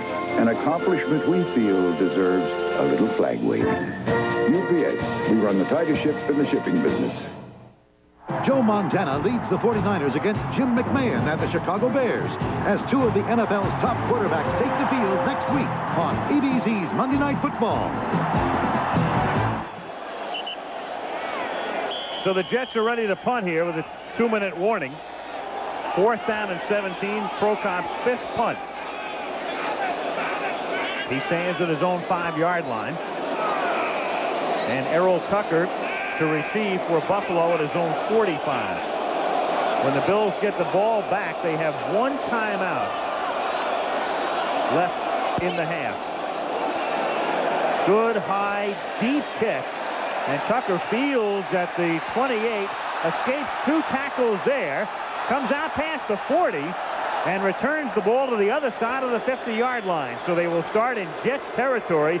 Guy Bingham makes the tackle. Boos cascading down upon the Jets after a 52-yard punt, 24-yard run back. And the Bills, with 1 timeout, have the ball at the Jets' 49-yard line. What a return that time by Errol Tucker. A phenomenal effort, spinning, staying on his feet. A question early as to whether his knee was down, but remember, his knee has to be down by contact. That knee going on the ground right there doesn't mean anything. He's back up before anyone from the New York Jets makes contact. That's why he's able to go ahead and finish that return. Great hustle that time. From the 48-yard line, Byram is stopped for no gain. Clock ticking down, 1:36 to go in the half. That return by Tucker, a chance he won, but when you're up 31-7, you can take those kinds of chances, and that's why games like this tend to become self-generating in terms of points. But also indicative of the way the Jets have played tonight, because the Jets have 2 guys right on him. They should have knocked him into the next zip code. Instead, he gets a big return as we see Ted Banker going into the locker room on the back of the cart. We'll get you an injury report as soon as one is made available to us. But that's bad news for the Jets. 2nd and 10 at the 48. Kelly throws over the middle, wide open as Metzelar's the tight end, and he's taken down at the 33-yard line by Eric McMillan with 55 seconds, and Kelly's going to use his last timeout here, and that'll stop the clock with 51 seconds. Bills are out of timeouts. They're at the 34-yard line. 1st and 10. Letter perfect read by Jim Kelly. Again, the Jets in the blitz. They were turning gas to no loose. Look at that, he reads it Frank. perfectly. 4 for 4, 112 yards and 2 touchdowns on 1st down. That's our halftime feature tonight. That's been a big story out on the West Coast, Al. It's been a major story back here. Mark Gastineau, he does some rare things, but he is having a fine season. He credits most of it to his romance with Brigitte Nielsen. He's been able to mix sax and romance. He's got a rubber band in his ponytail back there. Well, Brigitte used to be a bigger story on the West Coast, but now she's taking her act back here to the east, and we will detail that love affair at the half. I talked to him before the game tonight, and he was just ecstatic over his newfound romance. Talked about raking leaves yesterday, the two of them cooking in the kitchen. He said, "That's touching. We don't fit in our kitchen too well." That's really heartwarming. Kelly could be moved. Try to get it to Harmon under a heavy rush that time from Lyons. 2nd and 10. You know, you chuckle and you laugh about it. You look him right in the eye, and he is deadly serious about it. Let's face it, he is turned around remarkably. 2 years ago, he had a couple of sacks from that bad knee injury. Had the surgery last year, 4.5 sacks, and of course did not even go out when the players went out on strike. Did not make a whole lot of friends. Battled his way back, and he credits most of it to Brigitte Nielsen. Well, he does. 2nd and 10 at the 34-yard line as Kelly goes for it all again for Trumaine Johnson and tipped away by James Hasty, the rookie. And he barks at Johnson and is pushed aside by the side judge. Well, that time Hasty played it awful well, and that's why Joe Walton and Bud Carson have a rookie playing corner. Maybe the toughest place in the league to have to play as a corner, but I think you're going to see a little bit why they have Hasty in there, because he just plays this perfectly. Always aware of where the receiver is, always looking back to the football, playing the ball, not the receiver. That's why James Hasty, a 3rd-round draft choice, is starting, and by looking at things like that, you'd have to think that he's going to be a good one. You saw Bud Carson. He went out and scouted him personally and immediately inserted him in the lineup, and this has been a dramatically new secondary for the Jets this year. 3rd and 10. Kelly pump fakes again, tries to spin, sacked at the 45-yard line. Sacked by Carl Howard. Well, Carl Howard, you'll remember him from earlier. He's the Jet defensive back that tipped the ball that ended up being a touchdown. And meanwhile, on the far side of the field, over at the 20-yard line, we've got a player down. And the Jets are going to take a timeout here as well, because they're going to get the ball back. And that is number 33 for the New York Jets. It's Terry Williams, another rookie defensive back. And not only did they start 2 rookies tonight, of their 8 defensive backs, 4 are rookies. And Walton takes the timeout with 34 seconds, knowing he's going to get the ball back after the punt. 31-7 Buffalo. I think the highlight of Joe's weekend was his son Tiger's performance for East Islip High School. The quarterback out there threw a touchdown pass. Threw a couple of them. Had one call back. Joe Jr. I think after the game, they all went home and raked leaves. He ought to be proud of his son. That's one of life's treats, isn't it? Watching one of your kids do something. Puts it all in perspective. It really does. And he's not only proud of Tiger, or what they call him, also his 2 daughters. I played with Joe, as I mentioned earlier, and very devout family man, very intense, overachiever in every way, and that's the kind of football players that Joe has looked for and accumulated. Players that'll go out maybe lacking the physical ability of other players, but they'll go out and give it 100%. And he's changed his team around, not only the secondary, as I mentioned a moment ago, he's changed his entire team around rather dramatically. Meanwhile, we look at Terry Williams down on the field, and as they examine the right knee to see how much movement is in there, the doctor trying to make a determination how much movement is in there now in comparison to what was there before. And Terry Williams doesn't look good right now.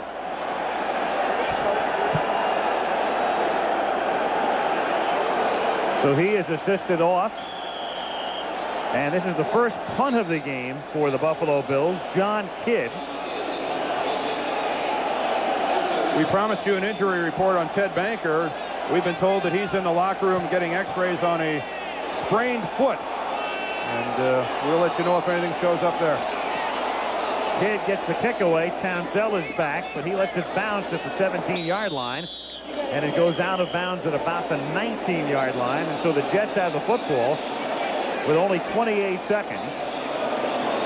And they have 2 timeouts remaining.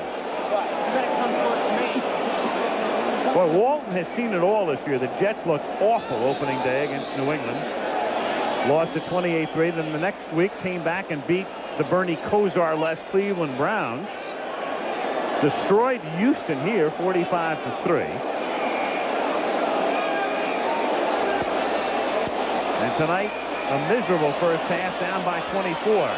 Kuhn makes the catch, tries to get out of bounds, and does at the 25-yard line. And that stops the clock with 21 seconds. He's run out by Nate Odoms, his teammate, a teammate of his at Wisconsin. When Kuhn was a senior, Odoms was a sophomore. Joe's got to think of several things here. One of them is preserving his quarterback. That time, Ken O'Brien was able to unload it, but again, he was decked by Bruce Smith. And he'd like to go upfield, perhaps even think about a field goal, but if he takes any more than just a couple of beats, Bruce Smith is going to be right in Ken O'Brien's face. He's been there all night. 2nd and 5. And the catch is made by Griggs, and he is pushed back and tossed up the ball, but the play was whistled dead at the 34-yard line. Play whistled dead there, and the Jets will have to take a timeout to stop the clock with 11 seconds remaining in the half. I guess the Jets are going to discuss the option of going ahead and just putting up the Hail Mary and see if something positive happens. But I think Frank's point is well made. I think whatever pattern they decide to run, I wouldn't leave my quarterback standing back in that pocket for more than 3 seconds. It's one thing to be trailing a ball game 31-7, but I think the Jets also have to think about this guy, number 7, living to fight another day. And while you certainly don't concede this ball game, you don't unnecessarily put your quarterback in a bad spot, especially on the last play or maybe the next last play of the first half. So if it's going to be a Hail Mary, 1, 2, 3, plant and let it go. Either that or throw something high percentage, maybe to McNeil, and hoping he can turn into a big run, get you somewhere near field goal position. But right now, fighting the clock and fighting the fact that Ken O'Brien is just not getting time to throw it. And they come up in a rather conventional set for this circumstance, and they throw it underneath. The catch is made by McNeil, but he can go nowhere. He stopped at the 42-yard line, and that will do it. The first half is over, and those aren't loos or mooses you're hearing from this crowd at the half. 31-7, back after this message from the NFL and a word from your local station.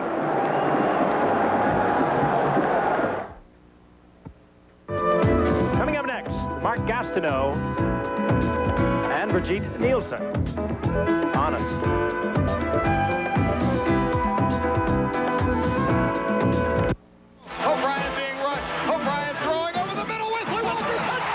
I've been in the pocket when the pressure is on. I've learned to keep open my options. I'm Kenny O'Brien of the New York Jets. And learning the importance of the option play on the field and in life is what my teammates and our Jet coaching staff are teaching these young people. We're part of the United Way's Apple Drug Prevention Program, a program planned for life enrichment. These kids are growing up in a society where peer pressure, substance abuse, and violence are all around them. We try to let them know how to make the option play work for them in life, how to make the right choices when you're under pressure. There's one more reason why this United Way program is so important to me. This is my wife, Stacy, and our daughter, Taylor. We want Taylor to grow up in a community and a society where drugs and the violence they breed are not tolerated. I believe Americans have gotten the message, and the NFL, the United Way, and all of its agencies are making a difference. Because the United Way, it brings out the best in all of us. This message furnished by the National Football League. The premieres are here, and it's about time. Pretty neat, huh? First, Who's the Boss cruises into its 5th season. That they never called your car a banana boat. No, no. They called me a banana boat. Then, critics are calling it the best new show of the season. You're the only bimbo in my life. The freshest sitcom since The Cosby Show. Get away, you're making me puke. The premiere of Roseanne, following the season premiere of Who's the Boss, tomorrow.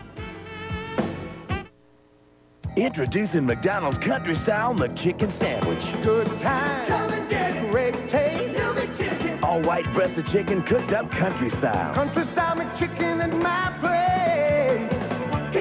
Come and get it. Come and get it on the fun. Juicy all white breast meat on the inside, crispy coating on the out. Lettuce and mayo. McChicken, chicken. That's what Country Style provides. Good time, great taste of McDonald's new McChicken. Come and get it. You want to know what the best thing was about those 97 Rock gas sales? The people and the music, and not necessarily in that order. You talk about running on empty. We used to have to push the car the last quarter mile just to fill it up for 97 cents. And now 97 Rock is back, playing the music that I love to listen to in my car. Good time rock and roll. Plus new music from bands that I still like. 97 Rock, back and rocking. Would I love to fill my tank up for 97 cents today? Buffalo still high on the Bills. The story on Nightcast.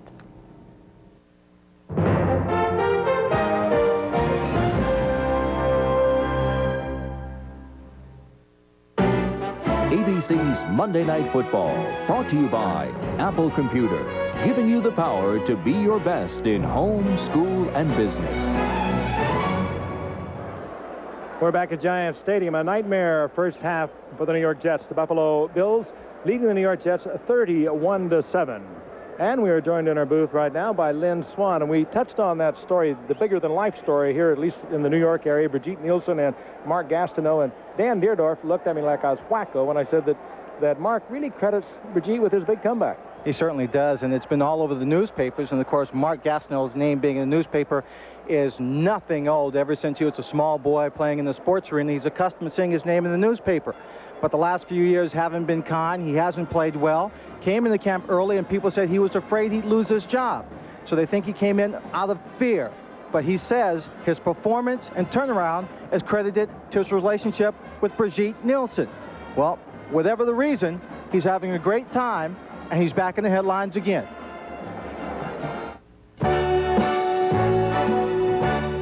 The headlines started when Mark Gastineau came to the Jets in 1978, a small-town boy in the big city. He had come from Springerville, Arizona, where he grew up. It is a tiny town, and he was a standout in 3 sports. Mark was named All-State in track and basketball. And, of course, being one of the big men on campus, he took one of the prettiest girls in town to the prom. Gastineau played his college ball at East Central University in Oklahoma, and was the first player from that school ever drafted into the NFL. Mark Gastineau had made the big time. He quickly earned a reputation as a menacing defensive end. In 1984, he set the current NFL record for sacks with 22 and created the controversial sack dance. It incited the fans, and eventually the NFL made a ruling that curtailed his antics. Controversy clung to Gastineau.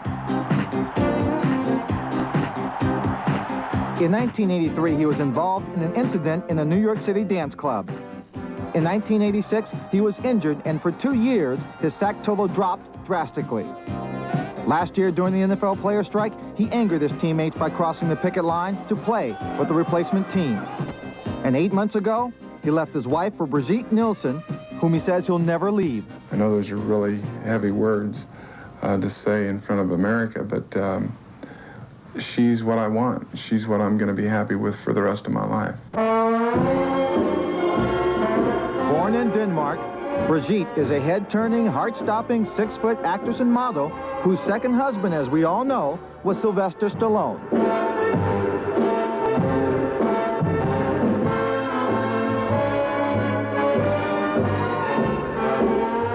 This season, instead of making movies, she's become an ardent, if not a knowledgeable, football fan. I know that 2 + 2 is 4, and that's all I need to know in this game because my focus is Mark, and that's terrific.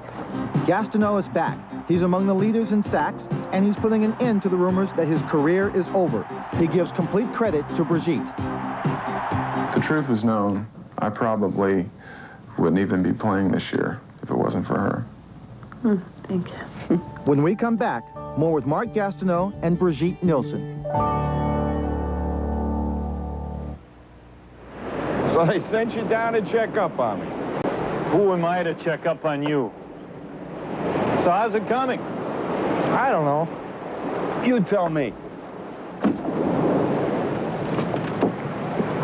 Where'd you get all this? I keep telling you guys, the worst place to get any work done is at work. But you're all alone here. I mean, no secretary, no production department, no nothing. Oh, I wouldn't exactly say nothing. Recently, Mark Gastineau and Brigitte Nielsen bought a cottage on Long Island, New York. It is tucked away from the prying public, and it is here they hope to find solitude and some time for just the two of them. What is it about Mark that draws you to him that we don't know? Well, he has a heart that's larger than life. He's got really a lot of good stuff inside of him.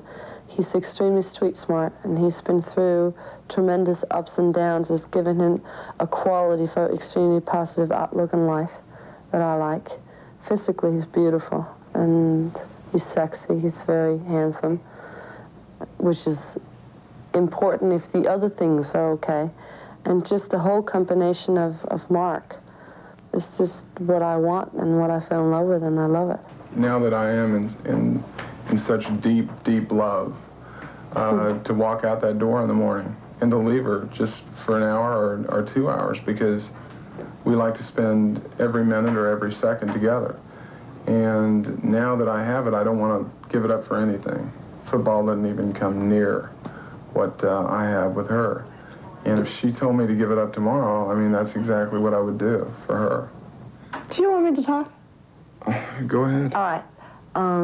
I think as long as Mark is outrageous and he is strong and he's mentally ready for every season, he should carry on. And as long, which is the most important, he has a passion for it. Does it bother you that the guys might look at Gita and think one thing, and you know that she's totally different than what's ever been printed about her? They don't really talk about her that much. In fact, the things that they do say are mostly, you know, the positive things. That's one of the things that I enjoy about being on that team.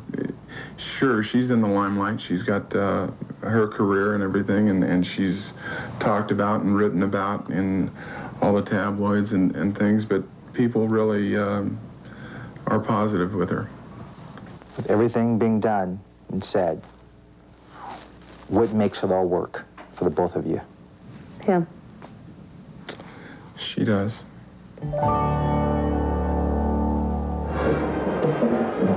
Well, whatever makes it work, makes it work. Breaking leaves, I guess, a big part of it.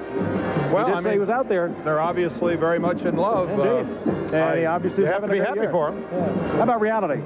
The Chicago Bears, the San Francisco 49ers will be there in Chicago next week. Now, that's reality. Next week, it's an interesting game. Remember, last year we had the same matchup, but at Candlestick Park. It figured to be the game of the year. It turned out to be one of the great routs of all time, with the 49ers winning it 41-0. This is going to be a big game for the 49ers because they're in the very tough NFC West.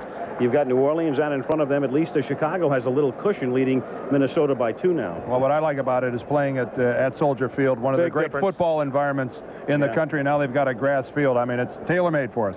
Really, indeed, it is. You know, we'll be there. It's going to be one of the good ones we think we have on the schedule. We'll have the Bears twice more over the rest of the season, and we'll have the 49ers once again. And we'll be back with the Jets and the Bills in a moment. We're not a company. But we'll give you a chance to work where there's always a challenge. We'll give you opportunities to learn, to develop. To perfect skills that you thought were beyond your reach. We'll help you build a career that can reward you for the rest of your life. We're not a company. We're your country. We're the Army. The Navy. The Air Force. The Marines. We're the Armed Forces. It's a great place to start. That's our story with halftime winding down here at Giant Stadium. The Bills over the Jets 31-7, and we'll return for the second half after this message about an upcoming show on ABC and news from your local station. What's it feel like, boy or a girl? Yep. Come on, honey. I mean, what are we going to have? All new episodes, Wednesdays at 8 p.m., 7 Central. Got that? A television classic is back.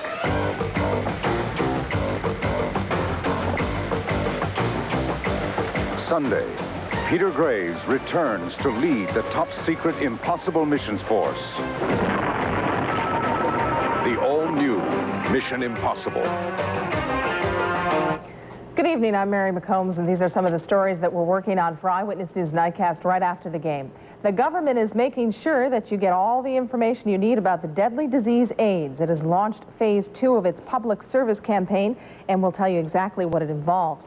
We're also going to bring you up to date on rescue operations in Alaska as 3 gray whales battle for air beneath the ice. It may already be too late to save the endangered species.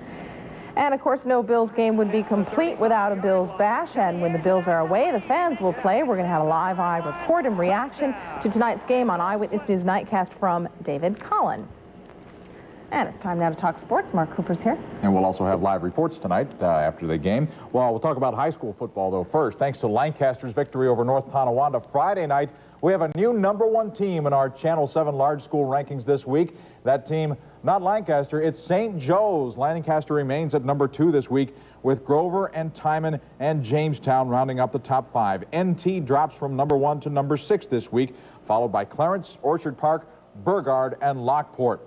#1 in the small school poll, Medina, followed by Albion and Cleveland Hill. Springville, then Allegheny is #5. Turner Carroll is in at #6, followed by Salamanca, Silver Creek. Pine Valley had a big win on Saturday, and Nichols, despite the loss, stays in the top 10, their first loss of the season on Saturday. That rounds out the poll. Okay, thanks a lot, Mark. Thanks, Mary. Time now to check in with AccuWeather, and Lori Lasowski joins us. Hello, Lori. Hi there, Mary. It's been a windy and wet night across western New York. Let's take a quick look at the local radar picture, and we can see there's widespread showers all around western New York. We did get a little bit in downtown Buffalo, but it's kind of a little bit of a break in the action right now. For tomorrow, we're looking for more of the same kind of showers, windy, but things clearing up a little bit in the afternoon, bringing us some sunshine, high of 55 degrees, and go Bills. Yay. Back inside. Like the hat, I don't think Clipper would enjoy that too much right about now. That's too bad. Thanks, Lori. That's our halftime report. Thanks for joining us. A lesson in Chevynomics. Make good use of Chevrolet's special option saver packages like this. A free automatic transmission, a $415 value, and I got it free with my new Cavalier. Plus, I saved another $800 on options like these, including air conditioning. Let's face it, when you get down to the bottom of things, the Cavalier, it's a great buy. Chevynomics. It adds up to more for less from your good neighbor Chevy dealer. You know, there's just no substitute for a well-polished trade. Indeed. Roy, how nice to see you. Oh. You shouldn't have. Do sit down. May I offer you a cup of tea? Why, thank you, Wendell. Listen, I do love what you've done with this place. Yes, this fabric would look lovely in my caboose. I must remember to pick some up. Finger sandwiches, gentlemen? If it's out there, it's in here. The 9X Yellow Pages. Why would anyone need another? Expect the best tomorrow on Live at 5. Sunday, America's Sunshine Forever mounts a challenge to become North America's grass champion of the year. He's tested against a world-class field in the Budweiser International. Then a breed unto themselves, the Boston Celtics. The NBA's winningest team competes against world powers in the McDonald's Basketball Open. All live Sunday on ABC Sports. ABC's Monday Night Football. Brought to you by Bud Light. Everything else is just a light. By Nissan, inviting you to test drive the new 240 SX. And by The Travelers, one of America's most experienced financial experts. You're better off under the umbrella.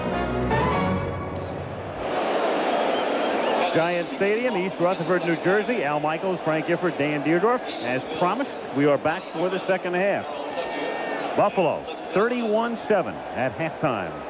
Quick look at Gastineau. That's Wally Chambers, who was brought in to work with the Jets defensive line. He spoke with a moment ago, the former Bear All-Pro, Pro Bowl defensive end.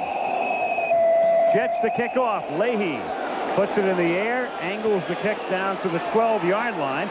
Flip Johnson, who scored a touchdown on a deflected pass reception in the first half, is tackled by Marion Barber. And so the Buffalo Bills will take over as we start the second half at their own 30-yard line. Flip Johnson, one catch in his career, in this game. The 65-yard deflected reception, and there are the numbers through the first 30 minutes. And really, it took a surge by the Jets late in the second quarter even to get over 100 yards offense. A total mismatch so far, all in favor of Buffalo. Kelly and the Bills at the 30. Thurman Thomas through the middle, gets dragged down after a gain of 4. Marty Lyons reaching around to make the tackle, number 93. So they've got a 10-year man at one end, a 10-year man at the other, and Scott Mercereau, the second-year man, and the fellow they picked up during the strike last year in the middle. And if you're going to talk about older players that have rejuvenated themselves, you got to talk about Marty Lyons. Already 4.5 sacks on the year, and some week he had in their game last week. A safety on the first play of the game, then recovering a fumble, a couple sacks. He did everything. This is Byram out to the 38-yard line, and he's in on that tackle again. And last week they squandered that 9-0 lead, which Lions mainly gave them, and wound up losing to Cincinnati. Here's Lions again closing down to make the stop. He tried to play last year after having both shoulders operated on during the offseason. He had a tough year, and the fact that Gastineau has come back and is quite a force on the other end has really helped Marty Lyons. 4.5 sacks into tonight, and he's been close tonight. Third down and a very short 3 from the 38-yard line out of the shotgun. And over the middle, it's knocked down. Trumaine Johnson was the intended receiver, and that's James Hasty, who's very hasty in getting in some barking at the intended receiver, breaking up the play. I wonder where this bad blood stems from between Hasty and Trumaine Johnson, but that's his second effort at Johnson, right in his face after the play, and a good shot at Trumaine being very non-committal. He's acting like he doesn't even hear it, and that's a trait that will serve him well over the years as a wide receiver. Don't pay any attention to those guys that get in your face. They've got their own little game within the game going on. Kidd's kick is a beauty. It's fielded at the 13-yard line by JoJo Townsell, and nowhere to go. And down he goes as Garner applies the coup de grace. Hal Garner with a tackle at the 14-yard line. And for Kidd, a 49-yard punt, 3-yard run back, and the Jets take over deep in their own territory. And we talked about Hasty getting it on with Trumaine Johnson. You see that with a lot of good cornerbacks, too, because it's a lonely position out there. You've got to believe in yourself totally. You get stuck on a receiver who can outrun you, who can beat you. You're trying to cover him backwards, and you've got to believe in yourself. And you kind of like this trait about James Hasty, as I mentioned earlier, personally scouted by Bud Carson, the defensive coordinator for the Jets. Jets from the 15-yard line, their first possession of the second half. And going deep and picked off at the 49-yard line by Mark Kelso. And he takes it back to the 46. Leslie Walker, the intended receiver. That's about as bad a pass as you're going to see Ken O'Brien throw. He just hung that up. Illegal motion, 66, offense, and one other offensive man. Decline, first down. Couldn't have been 66. That's Dave Cadigan, who's on injured reserve. That was a full-blown zone defense. Kenny O'Brien just hung it up. Would have no chance. And the Bills get it back, Jet territory. So there's Kelso, who had to leave last week's game with a concussion. Bills take over at the Jets 45. Less than 2 minutes into the third quarter. Buffalo on top, 31-7. Kelly underneath, and Metzelaars tried to one-hand it and couldn't. Clifton covers on the play. Bills try put in Hershiser. He's been everywhere else. Maybe that's what the Jets need. The year of the Bulldog, eh? Yeah, oh boy. Oral Hershiser. Wow. Is he going to go tomorrow night out? Maybe he could. You never know. What the Jets need is Kirk Gibson. They don't need right. They need some late heroics. How about Kelly going to the air on first down? I think that might have been his first incompletion of the game on first down. We saw that stat earlier where he was 4 for 4 and over 100 yards. You couldn't tell that Buffalo's got the lead. 2nd and 10, and he's going deep here down the far side and a little too deep, intended for Andre Reed, and good coverage provided on the play that time by Bobby Humphrey, the cornerback, the converted wide receiver, the most experienced of the Jets defensive backs. Oh, now quickly, Kelly read this. You see the coverage. It is man for man, and Humphrey looking right into the receiver, tries to time it out when the ball will be thrown, but Kelly with a fine read full blitz, man for man, and it was just good coverage. But I think a good illustration there of the kind of liberties the defensive backs are allowed to take now.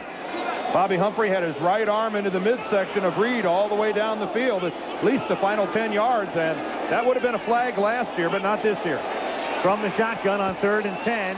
Blitz is on, but he gets it away and hits Harmon underneath, and Harmon has a first down, dragging Eric McMillan with him. So the Jets blitz and get burned, and on 3rd and 10, the Bills convert with 12:55 to go in the 3rd period. Oh, that's a tough play by Kelly. Yeah, I talked to Marv Levy yesterday when we met with him, and he said, if I could change one thing in Jim, I wish I could make him a little less tough. I mean, the guy stands in that pocket, waits till the very last moment when he knows he's going to take a shot. And watch Carl Howard come here from the top of the screen and watch Jim Kelly set his receiver, and you just can't hold on to it much longer than that. And look at the price he pays for it. Well, what's he get out of it? A completion. That's guts. This is Harmon carrying from the 31. He slips down as he cuts to the outside. McMillan comes up to make the tackle. Well, what was it that Andre Reed said in the paper this morning? He said, I want to have the kind of performance tonight that will convince the other players to cast their ballots for me when the Pro Bowl election is held in December. And he's halfway to Hawaii after this performance tonight, is Andre Reed. And Cornelius Bennett dreamed of playing on Monday Night Football. He sure did. Wanted to bring back the ghosts of the past as well. 2nd and 7 from the 28. Byram fights his way back to the line of scrimmage. Byram is out of Mississippi Valley State, and he played there with Jerry Rice, the great San Francisco wide receiver, who we will take a look at next Monday when the 49ers take on the Bears. Here's a little trivia for you. Andre Reed played at Kutztown State. Where is that? Pennsylvania, I think. Kutztown University, I guess it is. Yes, Kutztown, Pennsylvania.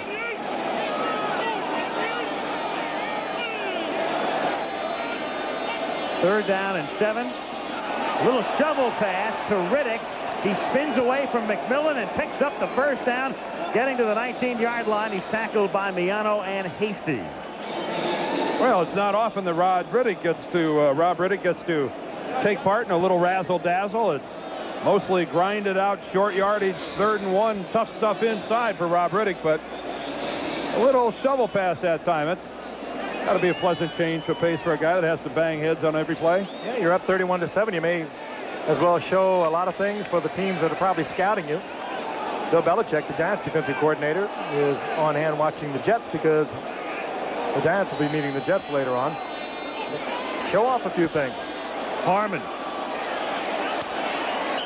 runs into a whole passel of people, including Troy Benson. Just to update a couple of injuries in the first half, Terry Williams and Ted Banker both assisted off. X-rays taken, negative, but neither will return to the game. 9:55 to go, 3rd quarter. The Buffalo Bills trying to go up by 2 full games in the AFC East. If the Jets lose, Buffalo would lead Miami by 2 and the Jets by 2.5. And the word that comes to mind trying to describe the Buffalo offensive attack tonight is relentless. I mean, this is a team that already has a 31-7 lead, and I mean, they show no signs of letting up. And they're going to take a timeout with a 2nd and 12 at the 21 upcoming. 31-7 Buffalo. That looks like Kurt driving the Pathfinder. Yep, I don't use my turn signal in the jungle. We were looking for the lost city of Yaxchitlan. We were lost, so I figured we must be close. Yaxchitlan is this incredible place. And you can't get there by tour bus.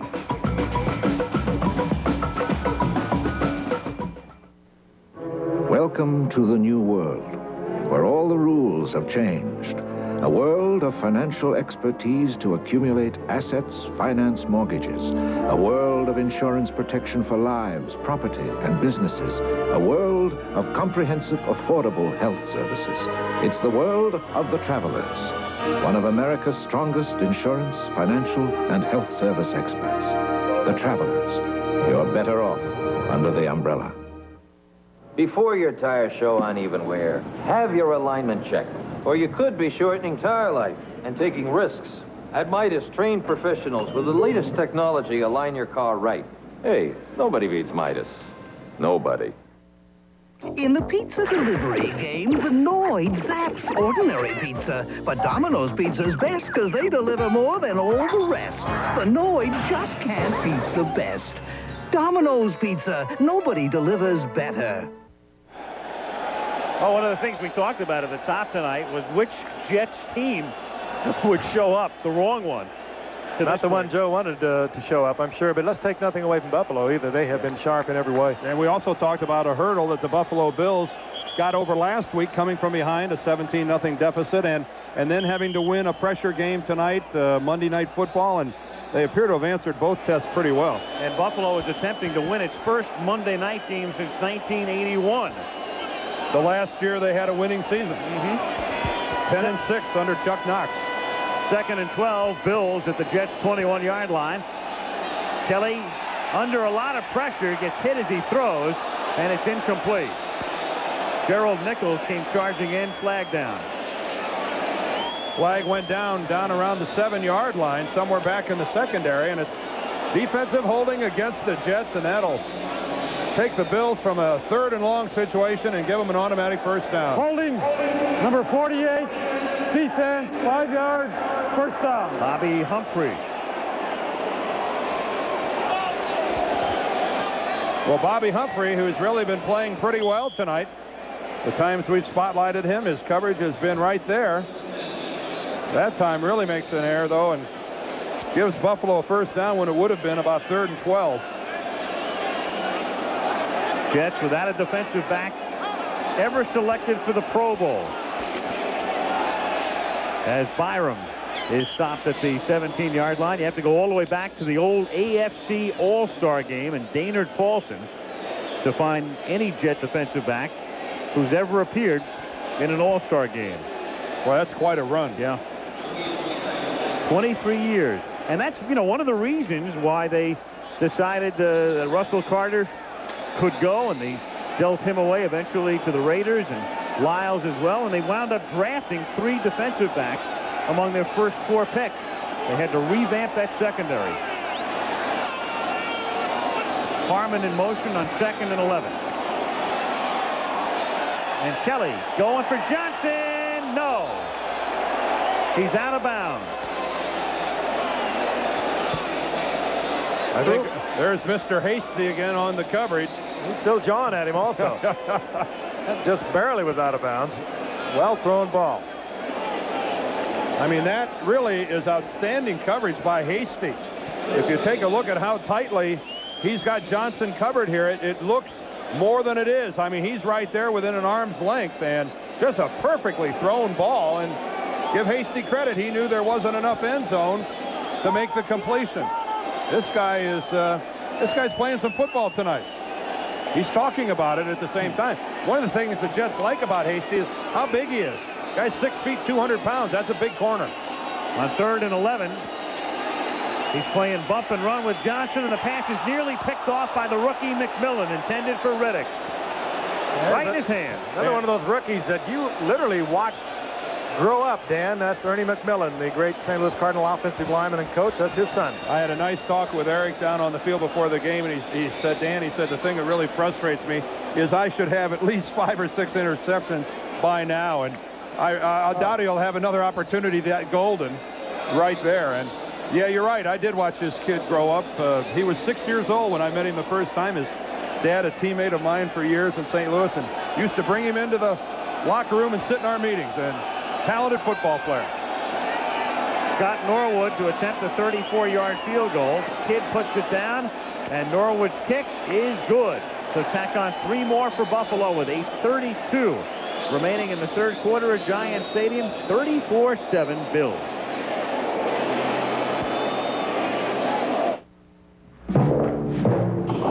Your man in Washington has come through? The Americans will be most displeased. Observe the argon-activated radio-optic laser lights. Amusing, Boris, but the party demanded Bud Light. If you want the one light that outshines them all, ask for Bud Light. Where is Boris? He is enjoying a cold one. Bud Light, because everything else is just a light.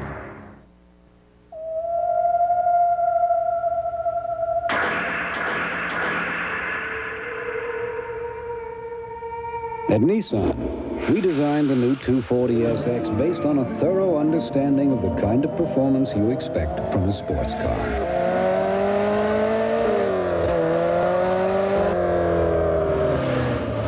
The Nissan 240SX. It's a lot of sports car, but you can handle it.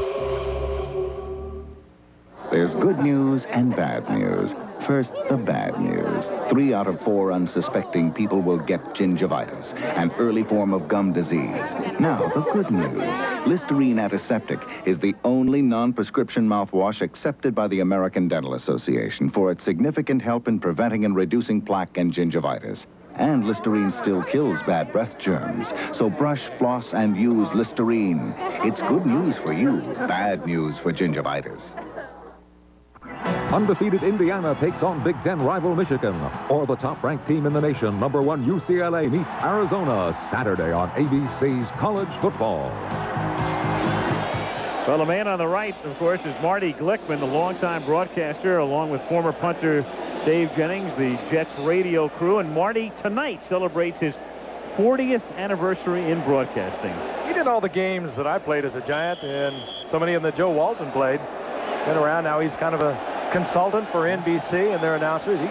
He's seen it all. Former Knicks announcer. Used to love the way he'd say, pretty play, pretty play. Loved him up at Yonkers Raceway. Pretty good track man. He's done it all. And a great sprinter for Syracuse. 34-7 as Norwood kicks off in the direction of Stone. And Stone makes the catch in fair territory, or did he? In bounds. But he may have been out when he made the catch, which would be a break for the Jets. And that's why the flag apparently went down. The line judge is right there. If he made the catch inbounds and stepped out, the ball's at the 2. If he makes the catch out of bounds, it comes back out to the 35. Take a look. From behind. Well, there goes. He catches the ball and goes out of bounds. I thought his foot was out when he made the catch. It's the same as a pass. Both feet have to be in bounds. And this is a reviewable play.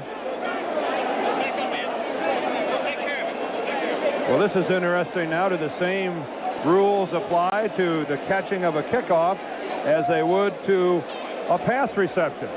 I'm not sure. Yeah, that's a good question. He's clearly... See, we can't tell about the possession of the ball from that particular angle exactly when he has it. And so they review it upstairs, and we'll get the word from Jorgensen in just a minute.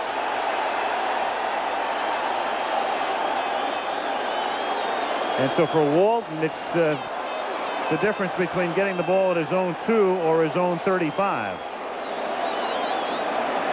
And the crowd getting a little raucous and some fights taking place in the stands, and that's the reason for the crowd response. Well, I'm not sure the officials know what to do. I mean, I certainly have never seen this happen before on a kickoff.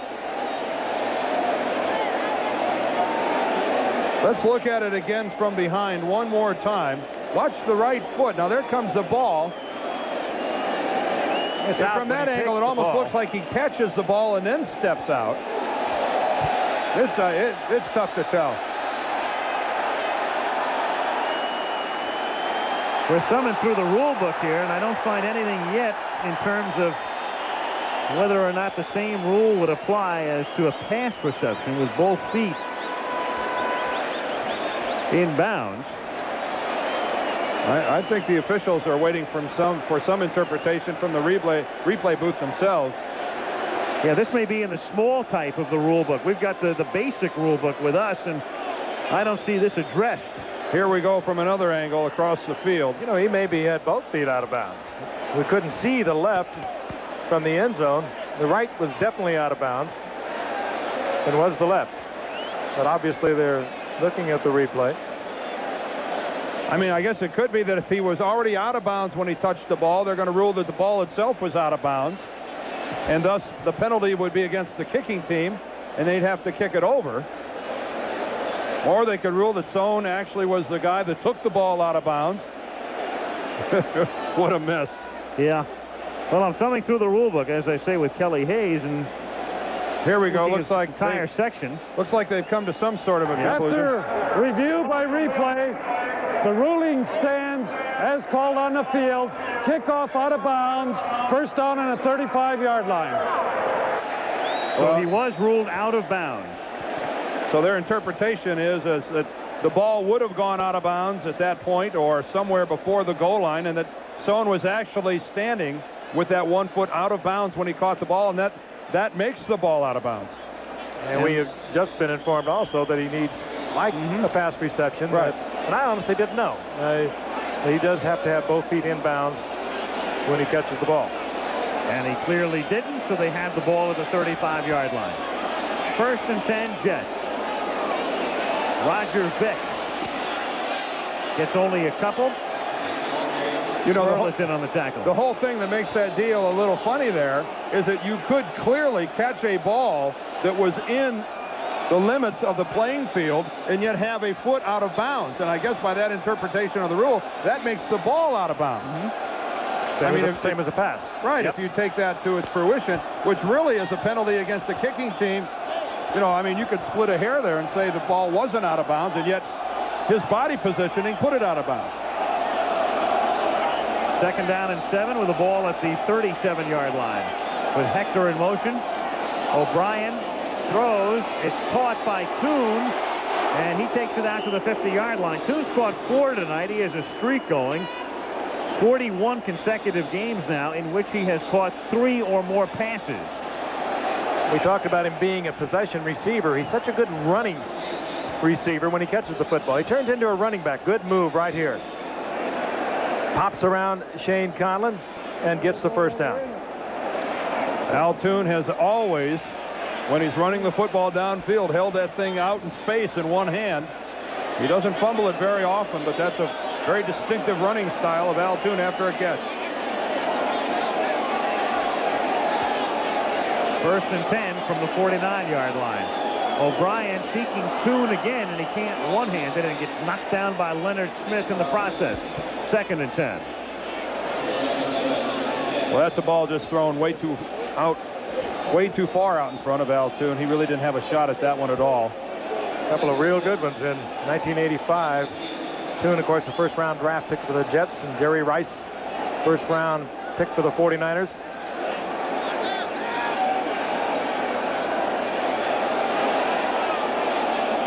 Second and 10. McNeil to the 48-yard line. It'll be 3rd down and about 8 upcoming. Art Still in on the tackle.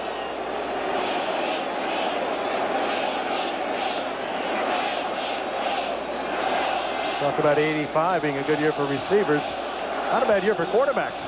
1983.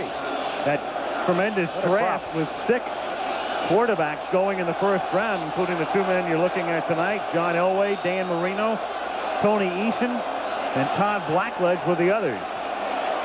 10 overall taken in that year that are still active in the league. All in the AFC, oddly enough. 3rd and 8.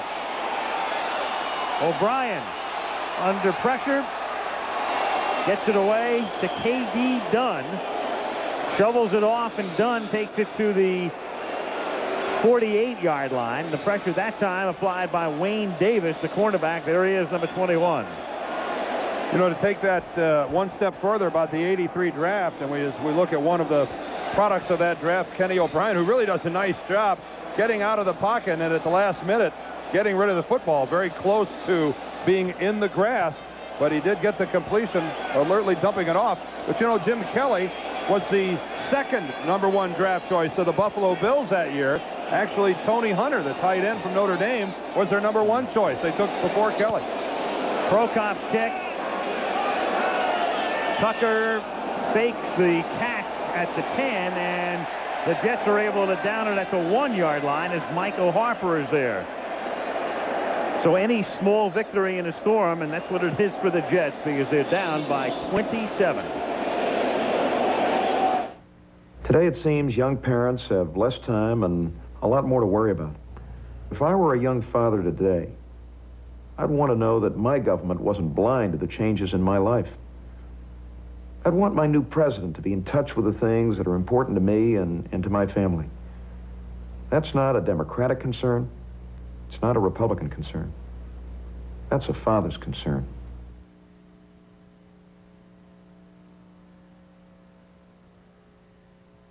If you thought you had to give up comfort to get a close shave, Norelco says, think again. Their revolutionary shaving system shaves skin close in a way that's incredibly comfortable.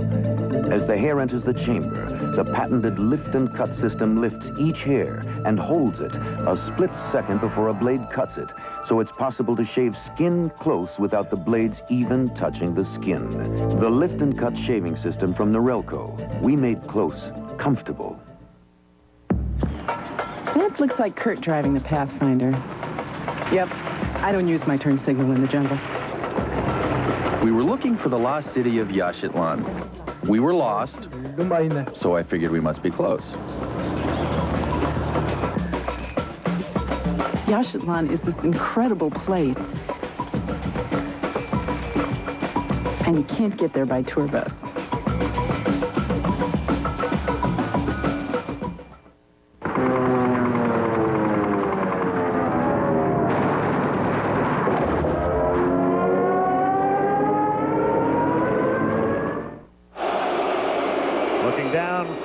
The Goodyear Blimp America, based in Houston. Captained tonight by Aaron Jenkins from Spring, Texas. Looking down upon a once-filled Giant Stadium in East Rutherford, New Jersey. But a lot of folks heading home early. Their Jets are down 34-7. Buffalo has the football at the 1-yard line. And a nice hole opens up for Carl Byram, who gives them a lot of breathing room as he gets close to a first down, taking it close to the 11-yard line. And I mean, that's just the kind of thing you're not supposed to be able to do when you're backed up in your own end zone like that. I mean, it's tough to eke out yardage 1 or 2 at a time, and yet Buffalo, I guess, just playing to form the way they have all night, just slams it up in there and picks up 9 relatively easy yards. Second down, inches from the 11-yard line. Byram again. Out to the 14. Well, you take a look at the Bills. Early on, they were squeaking by. They beat Minnesota 13-10 in their opener. Beat Miami 9-6 in game 2. Squeaked by New England 16-14. They weren't scoring very much early on. They got 36 against Pittsburgh. Really came to life in the second half last week against Indianapolis. And this team is rounding into top form. Very, very impressive. The only one they really got pounded on was by the Chicago Bears, losing that one 24-3. But everybody had an off day out there, particularly their quarterback Jim Kelly. And a lot of the Bills said, hey, we needed that to wake us up. Bears will make you have an off day. Yep. Byram, and it's hard to believe as you see the way Buffalo has not only passed the ball but run the ball tonight, that in that game the Bears held Buffalo to 0 yards rushing. And Kevin MacArthur is now slow to get up, in fact, not getting up at all. And Bud Carson, just his heart has to just be up in his throat at the prospect of losing another linebacker.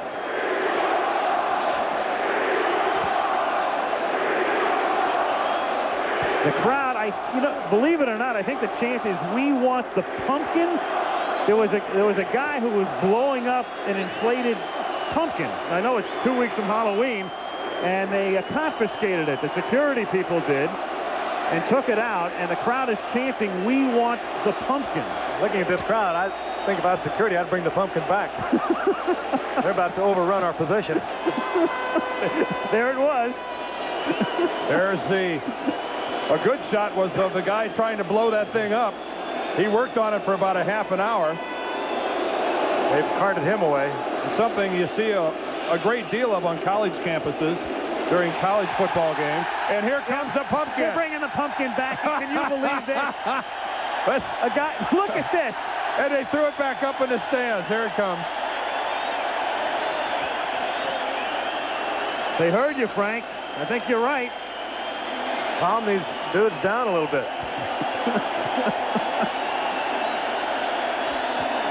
You know the Jets haven't played well when they've been upstaged by an inflatable pumpkin. It's not easy to pass a pumpkin around. That's the same reaction Kirk Gibson got when he came back out of nowhere the other night when they brought the pumpkin in. Lost in all this is MacArthur was able to move off the field under his own power. But again, Dan touched on it. The Jets really hurting for linebackers. Earlier in the year that Lance Mel retired, Bob Crable was on IR with an injured knee. Alex Gordon, we talked about him all night. He's inactive tonight. Whoa! Byram hit as he picked up a yard or so. It'll be 3rd down and 8 out of the 17-yard line. Kyle Clifton in on the tackle. And Mark Gastineau right there with Clifton. I think Clifton's hurt. And Will Wolford, I believe, is hurt for Buffalo. He was slow in getting up. One of the Jets, is it Clifton that's going off over in the Jet sideline? Is Al's right. There's Wolford hurt. No, that's Troy Benson, I believe. There's Clifton. Number 54, Troy Benson, is the linebacker that's hurt. Standing over on the sideline at the 25. And an injured Bill, Will Wolford, is being helped off. Dr. Nicholas looking on, team position for the Jets. So Wolford comes out of the game. He's replaced by Leonard Burton. The ball is at the 16-yard line. It's 3rd down and 8. 2:53 left, 3rd quarter. Bills on top 34-7.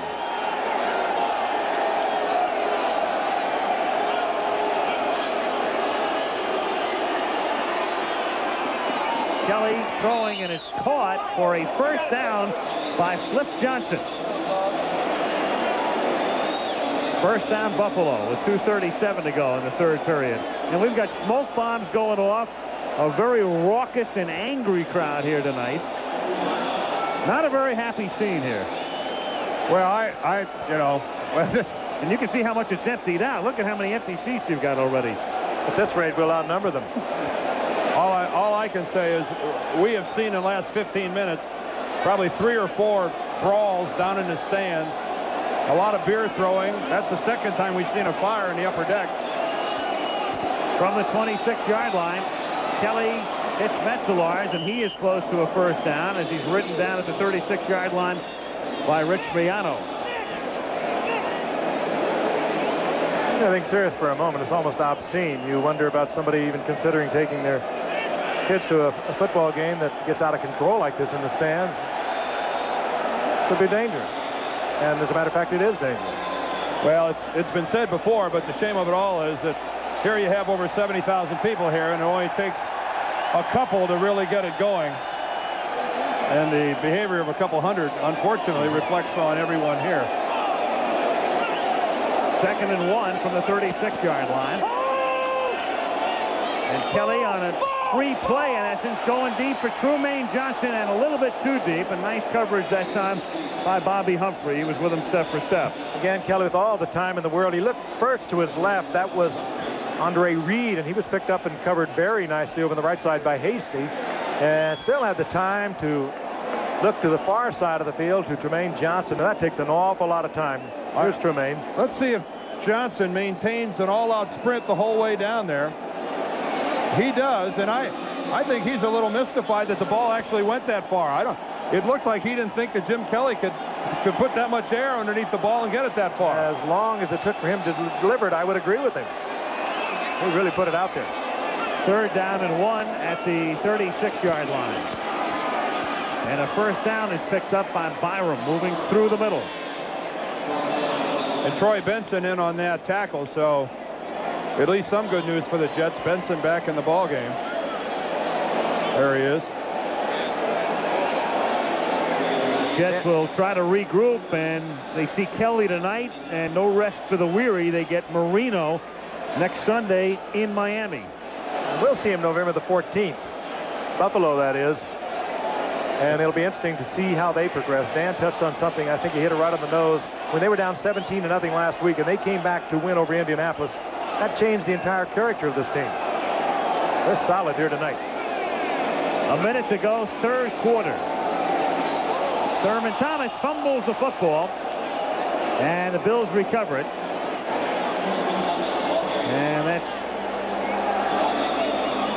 that'd be Joe Devlin on the football, and it is the tackle. I think Robin Cole was the Jet that got in there and actually forced a fumble. He'll come in from the right side of the screen. Yeah, that's Robin Cole, number 90, who strips the ball out of Thurman Thomas's arm. But why would you expect anything else other than for it to bounce right back into the arms of another blue-shirted Bill? 2nd and 11 at the 38-yard line.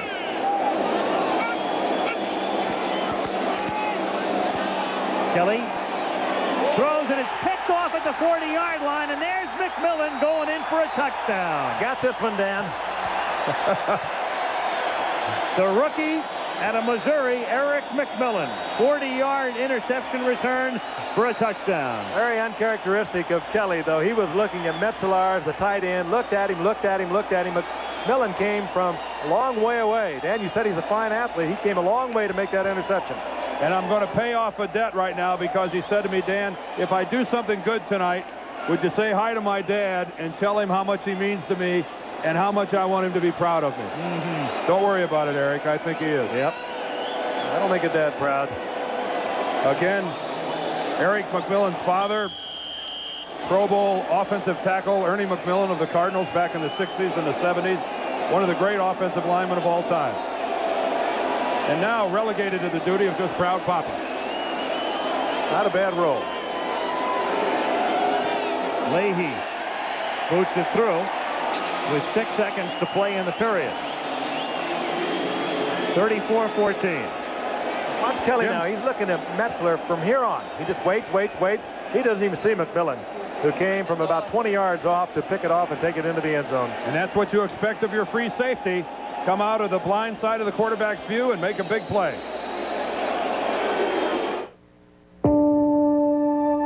Glasses on, please. Okay, kids.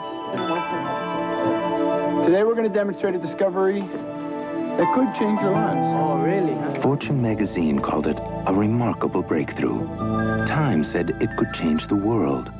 They were talking about the Nobel Prize-winning discovery by 2 IBM scientists of a substance that carries electricity with no resistance and makes magnetic objects defy gravity. It could also lead to advances in many fields, such as transportation, medicine, and computers. It's a new kind of superconductor, one that works at more practical temperatures than ever before.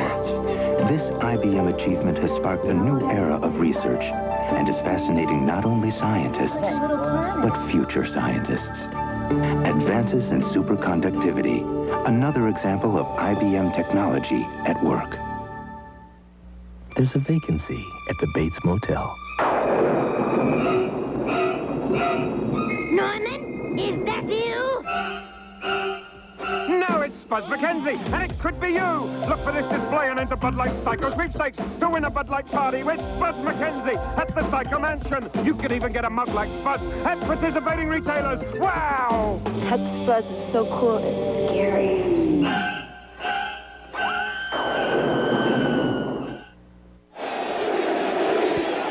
34-14, Buffalo on top. 6 seconds to play in the third quarter after the McMillan interception run back for a touchdown.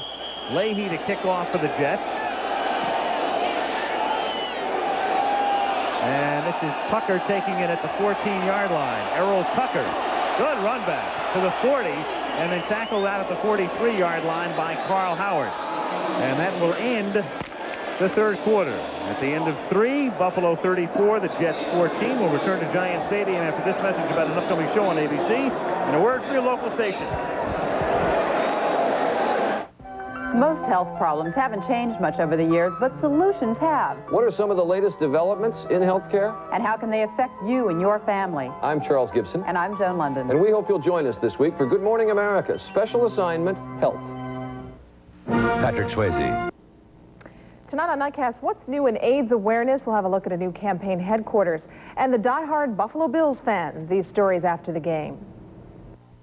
In today's confusing world of health insurance, one company is your complete source for dependable, affordable hospital, doctor, and dental coverage. One company with the experience and the financial resources to provide you with fast, efficient service. Ask your employer for complete coverage from that one company. Blue Shield of Western New York. Carry the strength of the shield.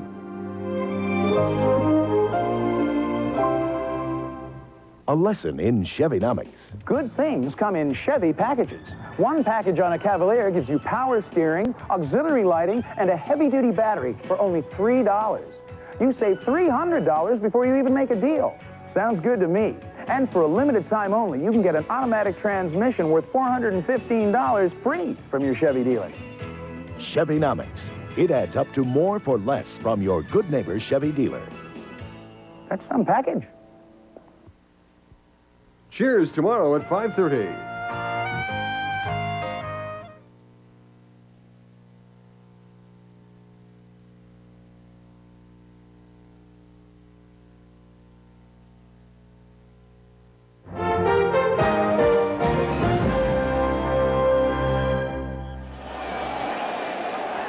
Start the fourth quarter, Giant Stadium, East Rutherford, New Jersey. Al Michaels, Frank Gifford, Dan Deerdorf.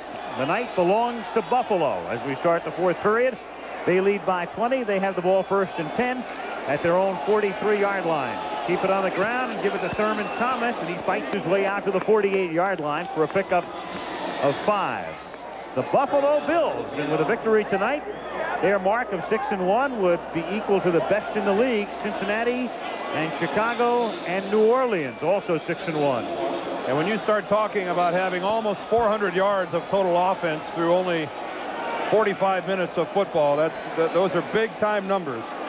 And the 292 yards passing by Jim Kelly, this certainly has to rank as one of his better days, at least thus far. Total domination across the board. 2nd and 4 from the 49-yard line. Through the middle, Byram, again, he is what amounts to their 4th or 5th running back. They start tonight with Thurman Thomas and Jamie Mueller. Mueller didn't play much, and then they've got Rob Riddick, the short yardage man, and Ronnie Harmon, the pass receiving specialist, and Byram making his mark tonight. Well, it's really a good chance for Marv Levy to give experience. A lot of times in professional football, you rarely have a lead this big, and even more so than college. Guys just don't get into football games other than covering punts or returning kickoff. He's got a chance to give these guys some snaps from the line of scrimmage. He can try a lot of different things. Here's Thomas. And Thurman Thomas takes the ball to the 41-yard line. Coming into the game tonight, Byram, who threw a block to pave the way that time on Gastineau. Byram had carried the ball 2 times all season. And tonight 12 times for 31 yards. Rookie out of Oklahoma State. He does a lot of things. 2nd-round draft pick. He's taking the load primarily as a 1st-down running back. Good receiver. Came into tonight with 12 receptions.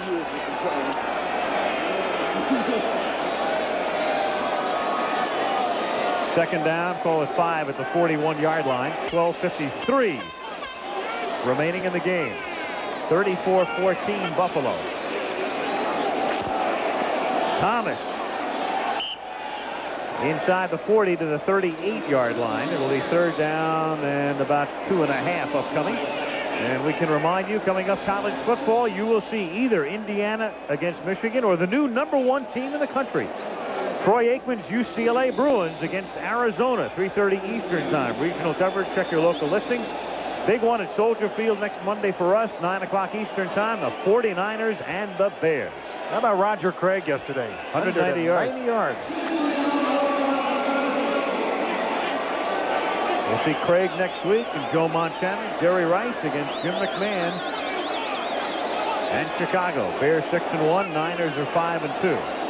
3rd and 2 from the 37-yard line. And this is Riddick, who barrels his way to the 35-yard line, picks up a first down. Exactly what Buffalo wants to do. They're keeping the ball on the ground, churning out the first downs, chewing up the clock. 11:49 to play. I'm not for sure at this point. Joe Walton wants them to do it also. Well, it's really been that kind of a night for the Jets defensively. They just haven't been anywhere approaching the level of play to stop Buffalo. It took a pass interception by Eric McMillan to run it in for a touchdown, but you have to keep in mind that, you know, Buffalo started that drive at the 1.5-yard line and stuffed it all the way upfield before, you know, McMillan went ahead and made his play. And now here's Buffalo again driving, and it looks like unless something freakish happens, the Jets are powerless to stop them. This was a defense that came in, the Jets defense, after 6 games, 5th in the NFL in giving up yardage. That'll disappear quickly. At the 35-yard line, again, they stay on the ground. They give it to Thurman Thomas, and he's tackled by Robin Cole. No gain. Again, the Jets will go to Miami next week, and Buffalo goes home, and they have New England and Green Bay at home over the next 2 weeks. And then, as we mentioned, they play 5 of their last 7 games on the road. So this is an important win. It's going to give them a 2-game cushion at the end of 7 weeks with 7 down and 9 to go.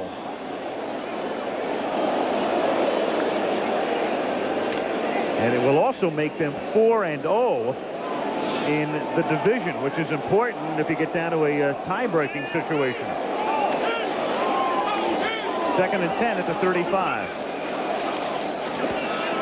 Byram hit back of the line of scrimmage and then pummeled at the 40-yard line. Kevin MacArthur and Kyle Clifton, the initial hit. One of the few times Buffalo has run the ball to the left. They have concentrated most of the night over the right side, going at Gastineau, and of course also at a spot vacated by Alex Gordon, who we've mentioned many times is out of the game tonight on the inactive list. But they have done well over in the right side. That time Marty Lyons stuffed that pretty well.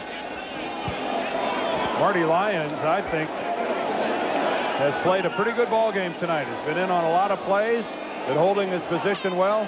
Tough to find fault with the way number 93's played. And they still haven't passed on this drive on 3rd and 13. The inside handoff to Harmon, who gets hit very hard by Carl Howard first and then Eric McMillan. Good shot by McMillan coming up, just like you want your free safety to do. They can become quite an intimidator, and he's big, 6'2", and they list him at 197. Dan and I were looking at him down on the field. It's got to be much bigger than that. Yeah, Frank, you and I were standing there. We're both looking at him going, no way this kid weighs 197 pounds. It's going to be McMillan there that puts on the big hit. Eric comes up and really staggers the ball carrier, and if he's not 210, I'd like to check the scale. If he weighs 197 on their scales, I'd like to weigh myself on their scale. What an ego booster that'd be. For you, that'd be an earlobe. His daddy was big. Yeah, his dad was only 6'6", about 280 pounds.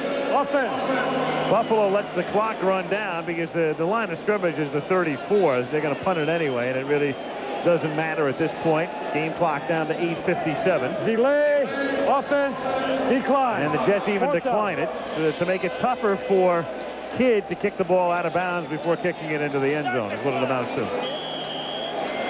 And Marv Levy, who was looking at what would have been a 51-yard field goal, decided, well, we got this thing 34-14, forget it. I wouldn't be surprised if Buffalo lets the clock run all the way down here. Penalty's not going to make much difference. Maybe they'll go ahead and be charitable and kick it. The 45-second clock was down to 3. There's a penalty flag. It bounces at the 10, and it's down at the 3, and we'll see about the flag back at the 35-yard line. Illegal motion is the call against the Bills. Marv Levy, he's been around. Marv Levy is one of the few coaches in the history of the NFL who's coached more than 100 Illegal games. motion, number 88, offense, 5 yards, still fourth down. Illegal motion, still fourth down. Levy has coached more than 100 games without ever coaching a postseason game. And there it is, 8th year as a head coach. Done it all, too. Of course, he was with Kansas City for 5 of those years. He was up in Montreal as the head coach with George Allen with the Washington Redskins. Also the Los Angeles Rams. Well, the dubious record, most games coached without going to the playoffs, would belong to the Dutchman, Norm Van Brocklin, who coached 173 and never made it to postseason. Kids kick, caught at the 14-yard line, fair caught by JoJo Townsell. 8:15 left in the fourth after a 25-yard punt. Buffalo 34, the New York Jets 14.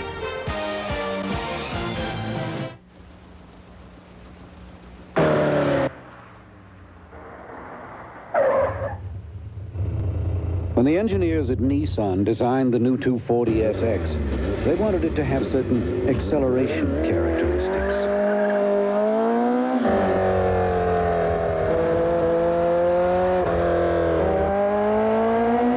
The Nissan 240SX. It's a lot of sports car, but you can handle it.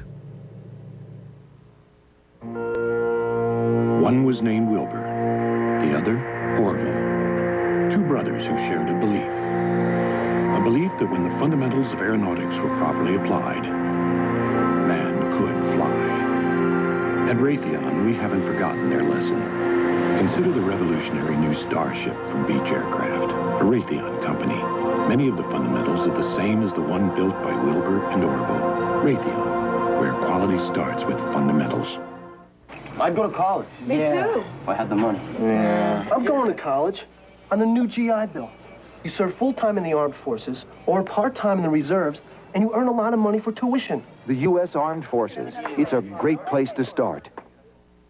It's back. It's going, going, gone. That's out of here. This and every sunset is brought to you by Michelob, proud sponsors of night games everywhere. Shouldn't your night belong to Michelob? Joe Montana leads the 49ers against Jim McMahon and the Chicago Bears as two of the NFL's top quarterbacks take the field next week on ABC's Monday Night Football. Very long night for Ken O'Brien and the New York Jets, who trail 34-14, 8:15 remaining in the fourth quarter at Giant Stadium. Bills are on the verge of going 6-1. Jets would be 3-3-1 and drop to third behind Miami in the AFC. Jets have the ball at their own 15. 1st and 10. O'Brien sacked again at the 8-yard line. Jeff Wright and Leon Seals, two backups, converge for the sack. All of that by keeping a tight end in, trying to get the blocking. They put 3 receivers in the pattern, picked up by 6 Bills in their nickel defense. Second and 15. They go without a huddle. O'Brien shoots one out to Grigg, and the tight end gets hit and dropped at the 21-yard line. It'll be 3rd down and 4 with under 8 minutes now to play. The terminology for that sack of O'Brien on the previous play is called a coverage sack, where really the quarterback has ample time to throw the football, but he just really has no one to throw it to because of the quality of the coverage. So chalk that one up as a coverage sack. And the Jets trying to hustle and move things along. On 3rd down, O'Brien lost the ball, got it back, and then shovels it to Griggs, and he gets hit hard. Loose ball at the 24-yard line, and the Buffalo Bills have recovered it. Well, you know, there's an interesting question here. Did we just see 2 forward passes? Good question. I mean, because that's illegal. You cannot have 2 forward passes. Watch this. Watch this throw by Kenny O'Brien, or whatever it is. Well, his intent was to throw, but the ball actually never started forward. I guess that actually goes down as nothing. A bobble. That happens on a warm night, though. You don't wear a sweatband. It gets your hands Gets the sweat from the wrist. Up pops the ball. And just about everything has happened to Joe Walton tonight. So he completes the pass. And then Griggs coughs it up. Buffalo recovers at the 24-yard line. 1st and 10.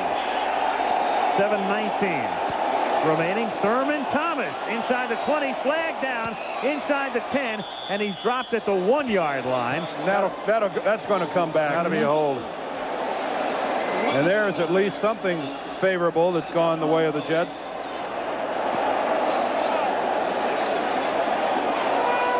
A very authoritative throw by the umpire.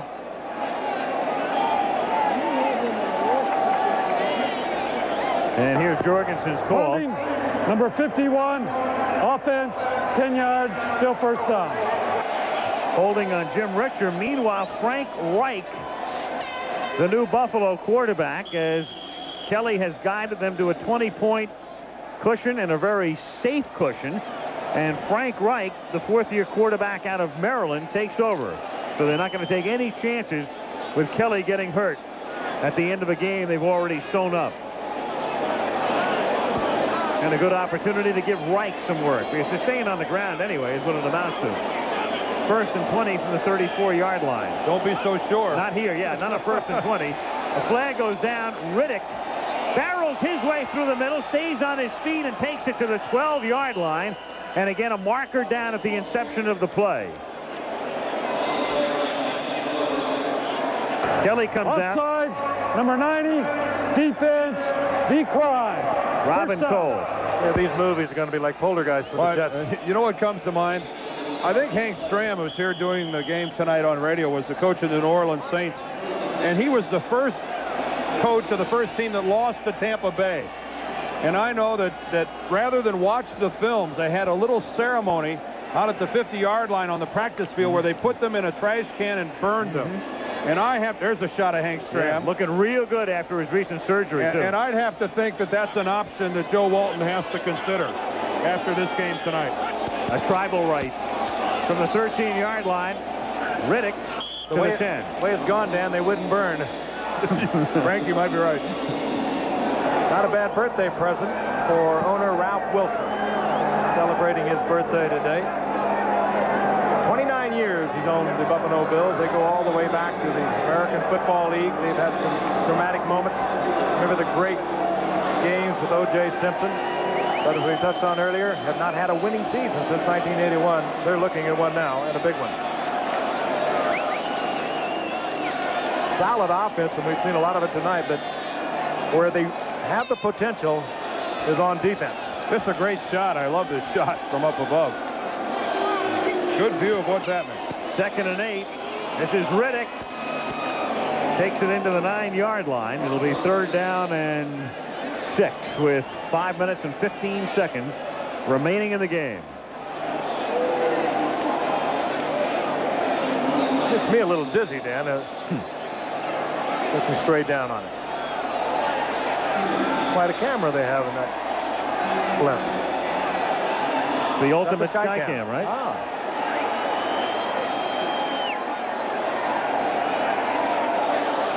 Bill Sullivan, our cameraman in the blimp, bringing you the action from the 9-yard line where it's 3rd down and 6. Frank Reich pitches it to Riddick. He drops the football and gets it back at the 10-yard line. So Buffalo will have to settle for a field goal attempt as Norwood, who now leads the league in scoring after his performance tonight, comes in to try to tack on 3 more.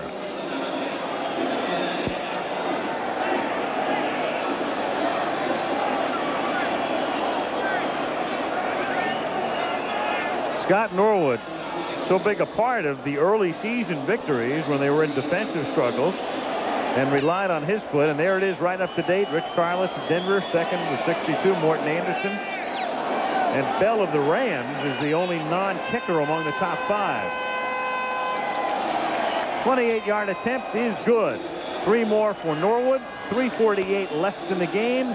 And Buffalo now leads it 37-14. When the stars come out play, babe. A twinkling show, ooh, dinner out of sight. Yeah, the night time is golden light time. Big Dipper at McDonald's. Showtime, it's night tonight. In the next 4 years, somebody is going to have to continue the arms limitation talks with Gorbachev. Somebody is going to have to find out if Gorbachev is for real. Somebody is going to have to deal with him and look him in the eye and not blink. This is no time for uncertainty, no time to train somebody in how to meet with the Russians. This is the time for strength and experience. This is the time for somebody who is ready on day one to be a great president. That looks like Kurt driving the Pathfinder. Yep, I don't use my turn signal in the jungle. We were looking for the lost city of Yaxchitlan. We were lost, so I figured we must be close. Yaxchitlan is this incredible place. And you can't get there by tour bus.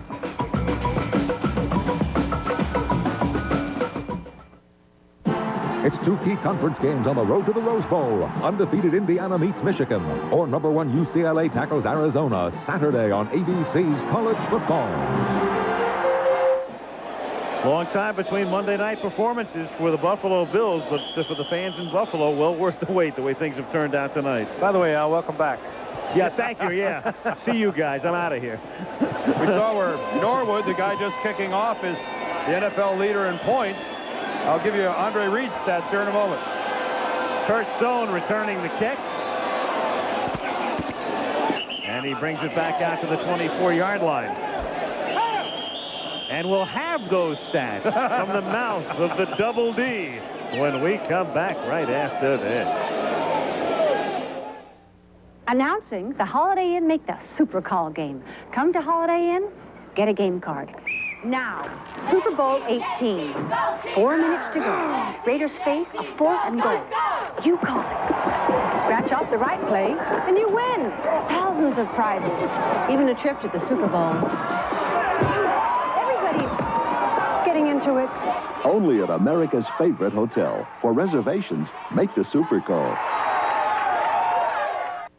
An ATV is a lot of fun, but it should be taken seriously. So if you ride one, you better follow these instructions. Always wear a helmet and protective clothing. Children under 16 need adult supervision. Children under 16 should never ride adult-sized machines. Inexperienced riders should take a qualified training course. Riding an ATV the wrong way could lead to serious or even fatal injury. If you're gonna play it safe. Charlie's dad is a dentist, so when Charlie gets some teeth, chances are he'll chew great-tasting Trident. Because more dentists and their families chew Trident than all other sugarless gums combined. Trident. Millions of teeth can't be wrong. In 1.3 billion years, our sun will burn out, leaving us in total darkness. We say it's never too early to stock up for the big night. Shouldn't your night belong to Michelob Light? Interesting young man, our Travelers Man of the Year for the Buffalo Bills. This is Mark Kelso, and a real overachiever. Came up 3 years ago as a free agent out of William & Mary, one of the coaching staffs for Marv Levy, and has turned into a fine safety man for them. An academic All-American on an NCAA postgraduate scholarship, and as I said, has turned into a very unlikely fine performer at the free safety. Of course, Travelers will announce their Man of the Year for the NFL at the Super Bowl. Kind of fun to report on these players. We hear so much on the other side of the coin, but there are so many of them that do so much for the community, the things they get involved in, and we don't seem to read about that or hear about that as much as we should. Meanwhile, there is an injured Jet player, and we think it's Nu'ufa'aola. And it's unfortunately serious enough that they're wheeling a stretcher out onto the field. And that is never a good sign. They bring out the equipment to immobilize him. We can't 100% ID him, because of the crowd of people that has been around the injured player. That's Dr. Nicholas, the team doctor for the Jets, who is almost, does appear almost holding the neck steady. And that is Fa'aola. That is Nu'u Fa'aola. And it's foolish for us to speculate, and we will not. But all I can tell you is that's the scariest thing a player ever sees, a player being immobilized like that with a doctor holding his head. As you can see, the concern spreads to both teams. Very quiet stadium now. Much of this crowd has already departed, but those that have remained have a very raucous, rowdy, at times obscene crowd. Have now been quieted by the injury to Fa'aola.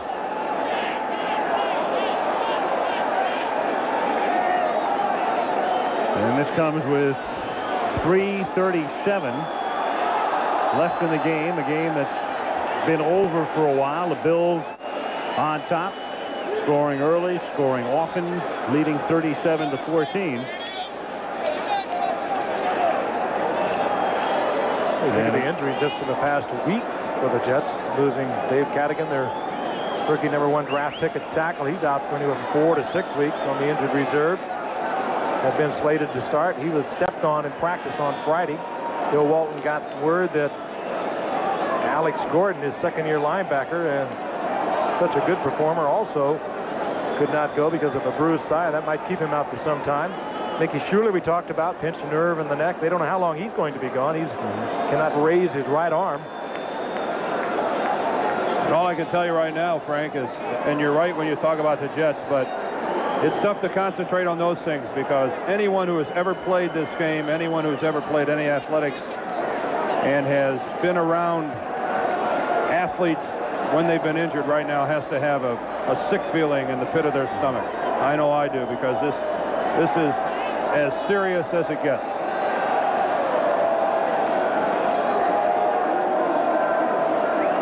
Obviously, every care is being taken. Dr. Nicholas, one of the renowned orthopedic surgeons, is right there. And as Dan mentioned, he has appeared to have immobilized the neck of Nu'u Fa'aola. And again, we can only hope and pray it turns out as well as the last time I can think of something like this happening in a Monday night game. Go back to Green Bay 2 years ago, Frank, when they had to take Tim Lewis off the field, and eventually it meant the end of Tim's football career, but the injury was not nearly as serious, but because of a spinal problem, a previous problem, they suggested that he retire. Certainly was resolved better than we ever thought it would at the time. Absolutely. We certainly are hoping, and as you said, praying here at the moment. Guys, how about if we take a look at what happens? Let's see if we can see where Fa'aola gets injured. I think the guys have it. He's in the upper right hand. Is this him right here? This is Fa'aola right here. Let's follow the play on through to its conclusion. He's going to attempt to put a block on one of the Buffalo Bills. And there's where the collision comes in right there. He's knocked off of his block. And you can see him go face first to the turf. He was attempting to block one man, and then another player, I believe that's number 97, Scott Radisek, actually makes inadvertent contact with Nu'u Fa'aola. And I think that expression of concern on Marty Lyons' face pretty much says it all. We hopefully can give you a report. 3:37 remaining in the game. We don't know whether we will have time, but we certainly will try. And again, concern written all over the face of not only the Jets, but the Bills. This is a nonpartisan happening when this sort of an injury takes place on a football field. So Fa'aola, who has been such a huge part of the Jets special teams performances for his 3 years in the league. Backup fullback. And again, as soon as we get the report from the Jets locker room, we will pass along anything we know to you. So play resumed with the Jets at the 24-yard line, and out of the shotgun, Freeman McNeil is taken down for a 2-yard loss. Jeff Wright, number 91, who backs up Fred Smerlis at nose tackle, makes the stop without a huddle now. 2nd down and 12 from the 22-yard line. And O'Brien with a flag thrown, going deep, and the catch is made at the 44-yard line by Al Toon. Covered by Errol Tucker, took it away from him, but a flag's down back at the 13-yard line. That's what Al Toon can do. We talked about it earlier. He can go deep. They use him as a possession receiver, but at 6'4", he'll take it away from a smaller cornerback, as he did right there, to no avail, because they're going to bring it back.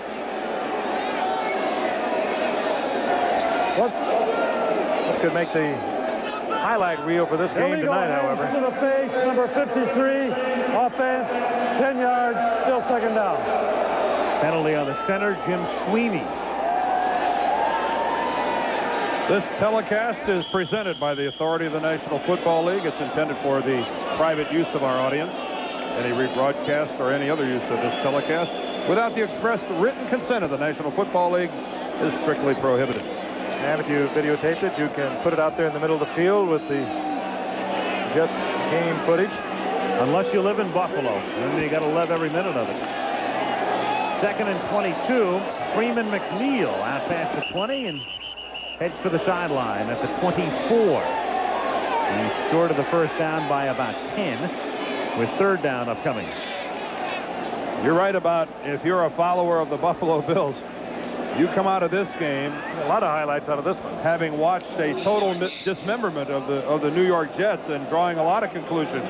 Number one is, not only are we off to an unbelievable 6-1 start, but this is a club that appears to be solid top to bottom. And really a club just beginning to come into its own now after sort of a shaky start, despite the victories, especially offensively. O'Brien throws, and it's complete to the tight end, K.D. Dunn, and he has a 1st down out of the 35-yard line. 2.5 minutes to go. You know who has really escaped us all evening is Derek Burrows, the cornerback for Buffalo, who had such a tough week last week in Cincinnati. I mean, not in Cincinnati, but Indianapolis. And he's played well tonight, and this club is resilient, if nothing else. A lot of the reason, I think, too, Dan, would go to the fact without Mickey Schuler in there, they were able to give Burrows a lot of help, a lot of zone, a lot of double coverage, and they really only had to concentrate on the 2 outside receivers for the most part, Al Toon and Wesley Walker. Valid point. Yep. You take away in Schuler, the guy who came into the game not only leading the team in receptions with 35, but he was tied with Andre Reed for the AFC lead. Schuler spending tonight on the bench, a big blow to the Jets offense. Here's Freeman McNeil taking it out to the 42-yard line, and that will probably take us to the 2-minute warning. And on 2nd down and long yardage, there weren't enough Jets fans left in the stadium to even protest that call. With 2:02 to play, they do get the play off out of the shotgun without the huddle. It's caught by K.D. Dunn, and he has a 1st down out of the 46. And here comes your 2-minute warning with 1:56 remaining. All Buffalo. Bills 37, Jets 14. It's called triple jump checkers. On every one of these cards, you have a chance of winning. I want the Carnival Cruise. What would you do on the cruise? Maybe I'd meet someone. Yeah, right. I can't wait to get the Pontiac Grand Prix, take a trip down to Atlantic City. I'm going for the big one, the 1 mil. Yeah, me too. 5-1, man. Let Mate show you how it's done. Mate. All right, here we go. All right. Good triple jump checkers at Burger King.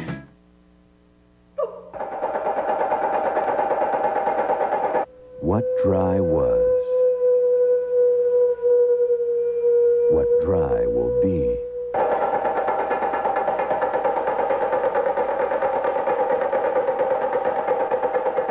From now on, this is what dry is.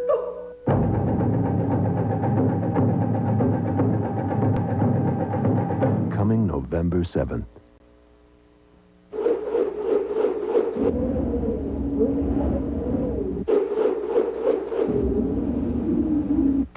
What do we mean when we say the new Nissan 240SX is uniquely designed to provide excellent cornering?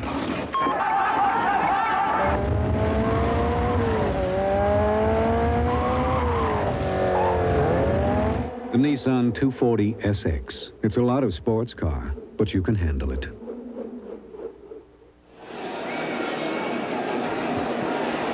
Well, Jim Kelly made his first ever Monday night appearance tonight, and he made it a pretty memorable one. Big night after a big second half last week against Indianapolis. Meanwhile, the Jet story, there it is. Those are the Walton years. As you can see, they've gotten off to great starts. And then the rest of the season has been a whole other story, year after year, as O'Brien finds K.D. Dunn, who's caught 3 balls on this late drive. He takes it to the 45-yard line, and it is short of the first down by less than a yard. O'Brien puts it up again, and wide open, K.D. Dunn. This is going to look pretty good on the stat sheet. Kind of meaningless in the overall scheme of things, but not bad when you catch 4 balls on one drive. And timeout taken by the Jets with 1:30 remaining. Did they really take a timeout? Yeah, they really did. And they got booed by the 47 people who remain at Giant Stadium. I wonder if Kenny's asking, Coach, how can we pull this out? He's saying, remember the Raiders? Yeah, right. Well, what a night for the Bills. Of course, we had Cornelius Bennett, and Cornelius didn't figure in a lot of tackles. A dream come true for him tonight, though. He appeared on Monday Night Football. We'll make his other dream come true, too. Cornelius, just simply a shadow of your former self. A man who played a tertiary role in this particular performance, but one to be reckoned with in the far distant future. There he is, number 55. You have gone over the edge. That's well, it's past midnight. Totally destroyed my night. Mine too. From the 27. O'Brien throws complete to Griggs at the 22. I guess this is where I'm supposed to sing. that was the lead-in.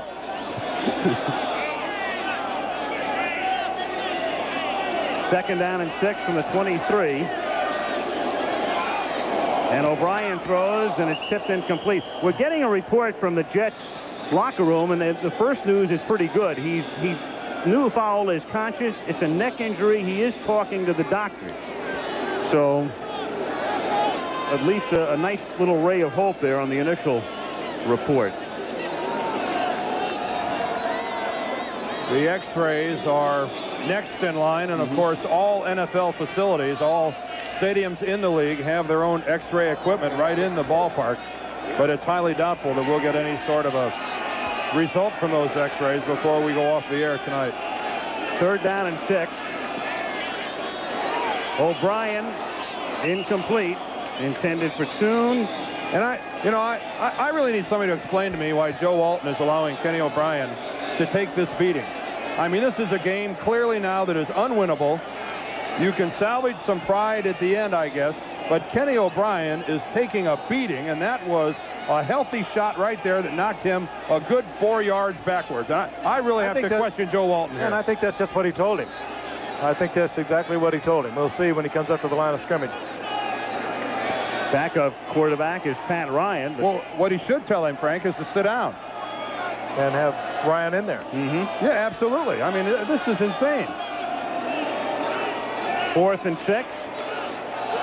This time he doesn't get hit, but the throw is out of bounds, intended for K.D. Dunn. And there's a flag down. Why not? I mean, I understand what Joe is thinking. I remember when I played for Don Coryell, it didn't matter how far we were behind. You kept going. You kept going. You never admitted defeat. But when you're dealing with your starting quarterback, and without Kenny O'Brien... use of the hands, 85, offense, decline, first down. Without Kenny O'Brien, I mean, the Jets offensively are finished. And, you know, Joe Walton, I guess, has to know that he's taking a terrible risk. Got to run one play. You can hear Marv Levy saying, we got to run one play, get a full group in. And a nice ride back home as the Bills shuffle off back to Buffalo. And it looks like Andre Reed won't catch another pass tonight. I promised you his numbers. He's got 7 receptions on the night, 132 yards and a pair of touchdowns. And, of course, that now ties him for the lead in the National Football League in receptions. 14 receptions in 2 games, 4 touchdowns. Give me some math on it, Al. 124 to 132 is 256. Not bad. Not bad. Billy Crystal. Yeah, right. Al doing that, of course, on his secret decoder computer calculator watch. Right, which I got for being on a St. Louis Cardinal pregame show many years ago with Jack Buck. Jim Kelly and the Buffalo Bills. And our thanks to our stellar crew, Ken Wolf and Craig Janoff, heading it. Well, Jim Kelly, a long way from Soldier Field, isn't it? Yes, sir. Our boys upstairs here, Malibu Kelly Hayes, and George Hill of the Desert.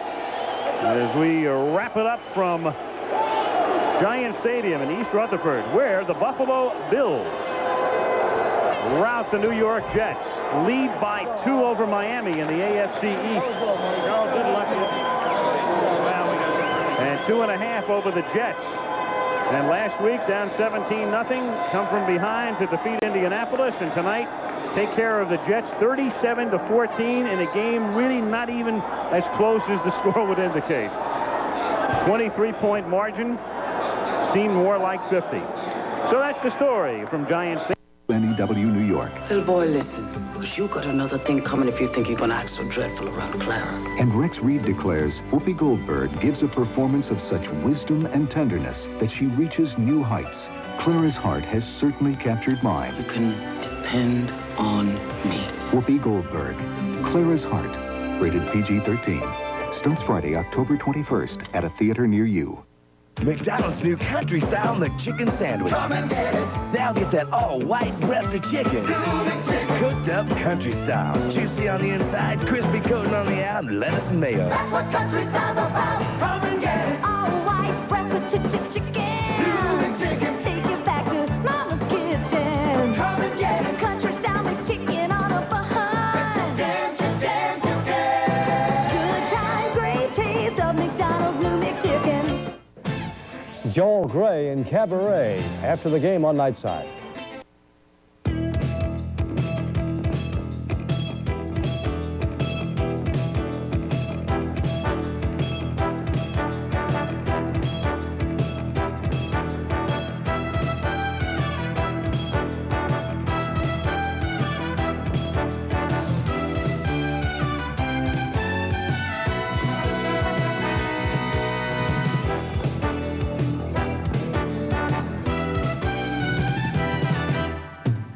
It's the Jim Kelly Show with Buffalo Bills quarterback Jim Kelly and TV2 Sports Director Ed Kilgore. Brought to you by the Mancuso family of dealerships. Come join our family. And by Smith Boys Marine, now with 3 locations. If it isn't a Sea Ray from Smith Boys, you've missed the boat.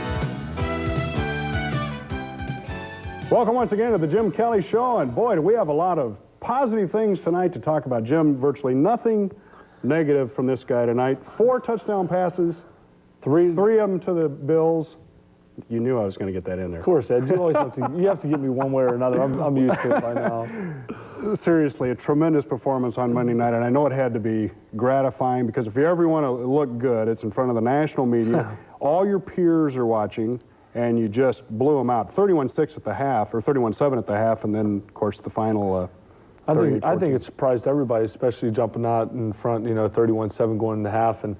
One thing we said when we got into the locker room, we've been in this situation too many times. We've been the team that's been behind, and we had to come back. So we had to play a little opposite role there. We had to change everything and say, let's jump on, we get the ball back, let's take it down and score. And Coach Levy said the right things at halftime. And I don't think it was going to be too much that was going to put us down for that game. As a matter of fact, Bruce Smith, I never seen him so pumped up before a game in my life. And he was excited. Everybody was excited. And, right before the game, they come in and tell us just 2 minutes, before we had to go out. Everybody wanted to go out right away. And nobody wanted to wait. Everybody's pumped up. And I knew something was going to happen, especially on that first drive we went down. And then the one to flip Johnson, the deflection yeah. touchdown. I knew things had to go our way. Now, as I understand it, you came into this game not really with the intention of being quite so wide open. I mean, is that, at least I read that. I don't know if that's true or not. Well, the thing is, we wanted to mix it up, and we studied film on them, and they were giving us the same defenses that we thought they were going to go into, and it's just a matter of getting in the right play at the right time. I had a couple audibles, but I didn't audible near as much as I usually do. And one big thing that really made the offense click, and that was the offensive line giving me time to throw. Going into the game, you know, you heard so much about Mark Gastineau, Marty Lyons. They're coming off great games. They're back to their old form. Well, our offensive line manhandled these guys, and it's something that we needed to do. Jimmy Richards on my show tonight did an excellent job against Marty Lyons. He pulled on some traps, made some big plays. Ken Hall, Joe Devlin, Will Wilford, and of course Tim Vogler was a little sore. He made through the whole game. And believe me, he's one sore puppy today. You know, about the most exposure that Gastineau had last night, Jim, was they had a halftime feature with he and Bridget. But that was about all you saw of him. Let's take a look at the Bills' defense, first of all, because they certainly did an outstanding job. And here we see some of the plays. Shane Conlon, who always seems to play well in New York. Shane plays well everywhere. Everywhere. Yeah. Shane's a super ball player, and he's the catalyst of our defense. He gets everybody fired up. And like I said before the game, Bruce was pumped up, and I think you can tell that he's doing his little jig. He's ready to take on anybody now. He's like, I guess they didn't like his little celebration there, which of course Gastineau never does. There's Bruce trying to get that. Look at the official in the middle. He was kind of pumped up there too, wasn't he? Now watch the move here. Now this guy, you know how big Bruce is, but look at this move here. Little pivot. That was a great move, but I don't know if you have it on film, but he lays one move on this guy that guy had not even a chance. Here's a nice coverage by Nate Odoms, as the secondary did a good job. That's why Nate Odoms was rookie, one of the rookies, first team rookies last year as far as defensive back. Here's another. That's the one I was telling you about. Bruce Smith is just so quick on there, and you can talk to Jimmy later about Bruce. There's not too many guys that can block him, and when he's fired up, I'm just glad he's on my side of the ball. Now let's take a look at some of the offense, and of course the play that really set the tone for this game. You had the nice drive opening, but then when you hit the bomb there to Andre, that just seemed to really set the tone. What was the play? It was a bomb. It was called 949, which means both outside guys are just taking it deep, and I'm just going to air it out and tell them to put the turbos on. It's the way I put it. But I told Andre before we broke the huddle, I said, for in the cover 2 corner roll, I said, get around the corner, go outside, and I'll try to hit you in the seam.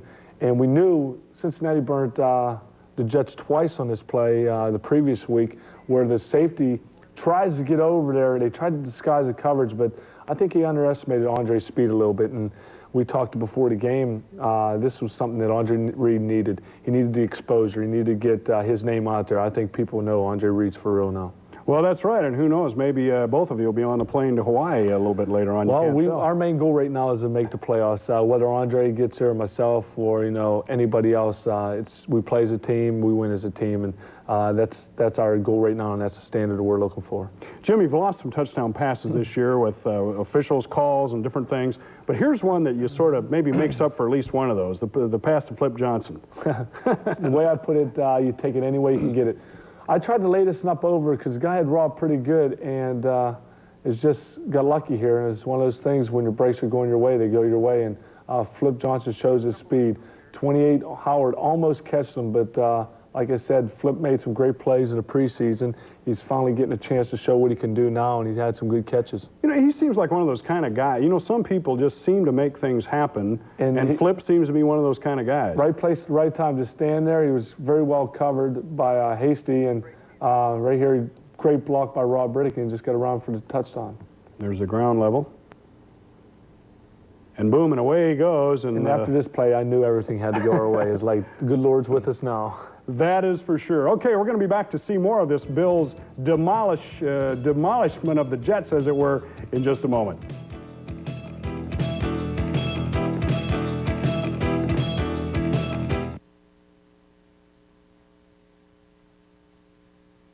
A great one when I see one. That's why I chose Mancuso family of dealerships. The Mancuso family of dealerships is proud to announce its newest addition, Mancuso Chrysler Plymouth, 5160 Camp Road in Hamburg. They're dealing to become Western New York's largest Chrysler Plymouth dealership at Mancuso Chrysler Plymouth, Hamburg. The way Charlie Mancuso deals, he might even give you the shirt off his back. Find out why Jim Kelly chose us. If you're a boater, you know the name Sea Ray and Merc Cruiser is synonymous with outstanding quality in fiberglass pleasure boats. But did you know that Sea Ray builds over 60 different models in 16 to 46 feet? With an alternate choice of styling and features as well as size, Sea Ray sport boats are in a class of their own. Their quality sets standards against which all other sport boats may be measured. And affordable, you bet. Smith Boys is your authorized Merc Cruiser dealer. And remember, if it isn't a Sea Ray from Smith Boys, you've missed the boat. Hey, Fred, give me a pizza with extra cheese. Extra cheese. And hold the tomato sauce. Hold the tomato sauce. And hold the crust. Hold the crust. Hey, Jimmy, give me a cheese with nut. Nothing? Now you can have the best part of the pizza without the pizza. Polly-O string cheese, all natural, individually wrapped cheese snacks. Is this what you want? Bellissimo. Magnifique. C'est bon. Try Polly-O string cheese. It's the best part of the pizza. Break it up and let it start. We got victory in our hearts. You can feel the team spirit at a high school football game, and New Center 2 Sports brings it to you every weekend. Hey, team, we're trucking on through. Friday kicks off the area's most extensive game coverage. Saturday, catch high school highlights of your home team. And Monday, the coaches have their say in the TV2 Top 10 poll. Hey, team. This weekend, your high school football headquarters is only on New Center 2 Sports. We're coming after you. Again, the Bills just offensively doing everything right in this game. Jim, let's talk now. Andre, of course, had that great night you were talking about, 7 catches, 132 yards, 2 touchdowns. Now, let's look at this third drive, and again, you marched right down the field. Yeah, it's one thing you see is great protection by the offensive line. Andre's option pass for Andre to break in or out, and he makes a good break to the sideline, third down. He knew exactly what yards we needed, and, Tremaine Johnson right there had a good route taking him upfield and clearing out for him. And here you go to Metzelaars. It's a fake handoff to try to get the defense come one way. Ken Hall makes a good catch there, as far as block. And Pete, a big, long body, but Pete can catch the ball, and he makes a great play and gets that first down. All right, and here's the touchdown now as Riddick takes it up high. Airborne Riddick. Anytime he's in there, I think some of these teams are going to start putting their linebackers in there to say, fly through the air, because that's where Rob's going to go. But he seems to get in there every time. He does. When he's close to the end zone, his number is the one you want to call. No doubt. So now you were really in control at this point.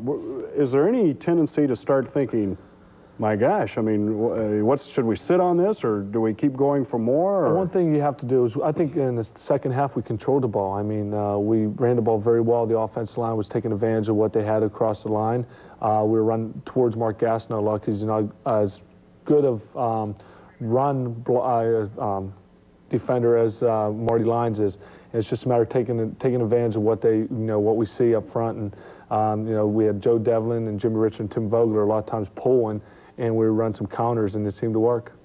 Now we have another pass to Andre here that picks up 16 yards. Let's take a look at this one. And the touchdown.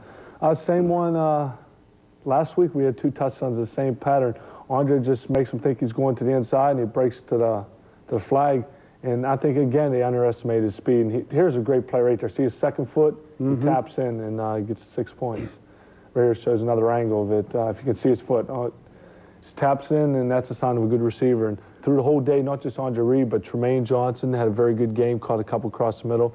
Flip Johnson came on, did a very good job. Pete Metzelaars. My running backs didn't have as many catches, but they proved it on the ground game.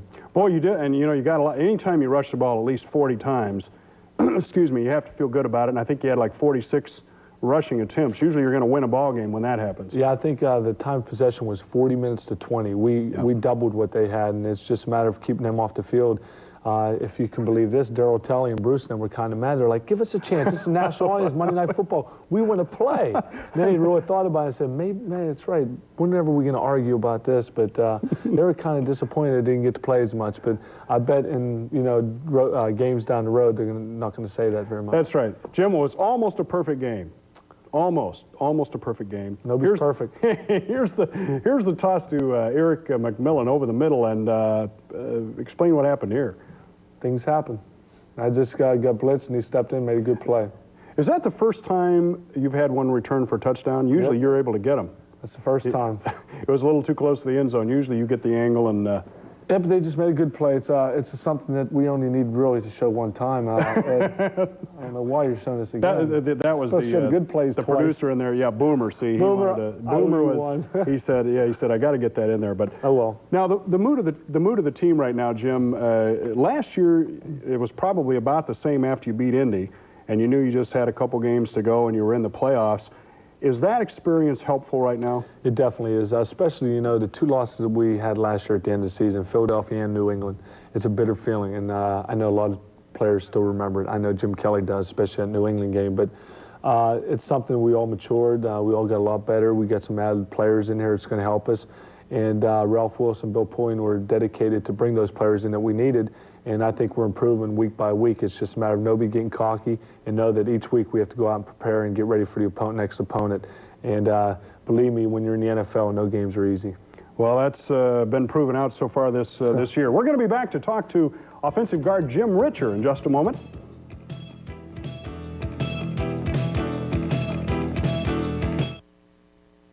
Pepperidge Farm's new Apple Crisp. It's a single serving of fresh apples with a Bordeaux cookie topping. Just enough for one. I like that in a dessert. Pepperidge Farm believes if you want a better pizza, don't change the topping, change the bottom. Pepperidge Farm croissant crust pizza. Why, they've actually improved pizza. The Special Olympics is making it great for thousands of children and adults with mental retardation. And Pizza Hut is helping make it even greater for our area's Special Olympians. By purchasing the special full-color Buffalo Bills calendar at participating Pizza Hut restaurants, you'll be helping send our Special Olympians to the 89 games. And while you're at Pizza Hut, you'll have a chance to send yourself to the NFL Pro Bowl game in Hawaii. No purchase necessary. Yes, Pizza Hut's making it great for you and our Special Olympians. No one makes a cheese like McCain, nowhere in the world. Any other cheese you can name isn't anything like McCain. McCain calls on 100 years of cheesemaking to create a cheese of vintage character. Smooth as you like it. Smooth as the fresh milk it's made from. No one makes a cheese like McCain. McCain, smooth as the fresh milk it's made from. Look for the McCain family of fine cheese products.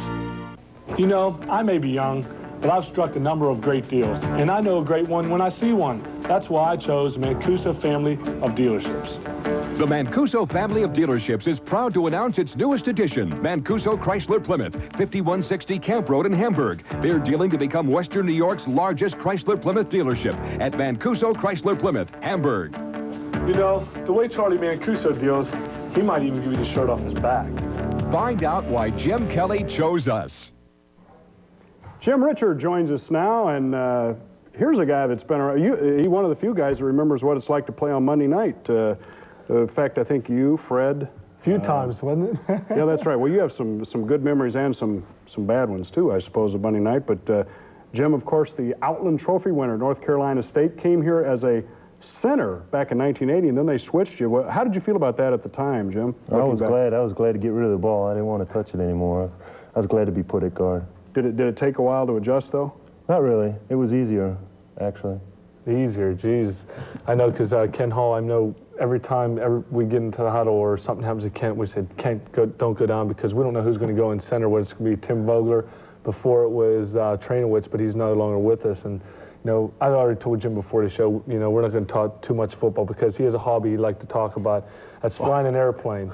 And last night on the way home, we got in about 4 in the morning, and we landed like this. The thing was, we didn't see Jim the whole flight. And I just want to ask him, who was flying the plane? It wasn't me, or it would have been a lot smoother than that. Were you in the cockpit, though? I was in the cockpit. Tell us a little bit how you got involved with flying. Well, just something I've always been interested in doing. Joe Ferguson used to be the quarterback here, flew, and he basically got me started, and it took me up a few times. And from then, during the off-season, the last 3 off-seasons, actually, I've been flying, and I'm a certified flight instructor now. Is there a couple licenses you have to get in order to fly, say, a team plane like ours, a 747 or something like that? You'd have to be for a captain on that, you'd have to get your air transport pilot's license. What's the future for Jim Richter? Is it coaching, or is it maybe being a pilot? Well, hopefully it'll be in aviation. Aviation? I hope so. Looking forward to it? Yeah. Does your wife like going up with you? Not actually. I took her to... I don't think anybody would if you know Jim in the huddle. No, I took her to Disney, her and the kids to Disney World, and it was a little bumpy that day. And they don't want to go back up with me anymore. As a matter of fact, weren't you supposed to be flying tonight instead of being here on my show? Yeah, I was going to do some night flying and some instrument work. But you know what's more important, right? Yeah, that's right.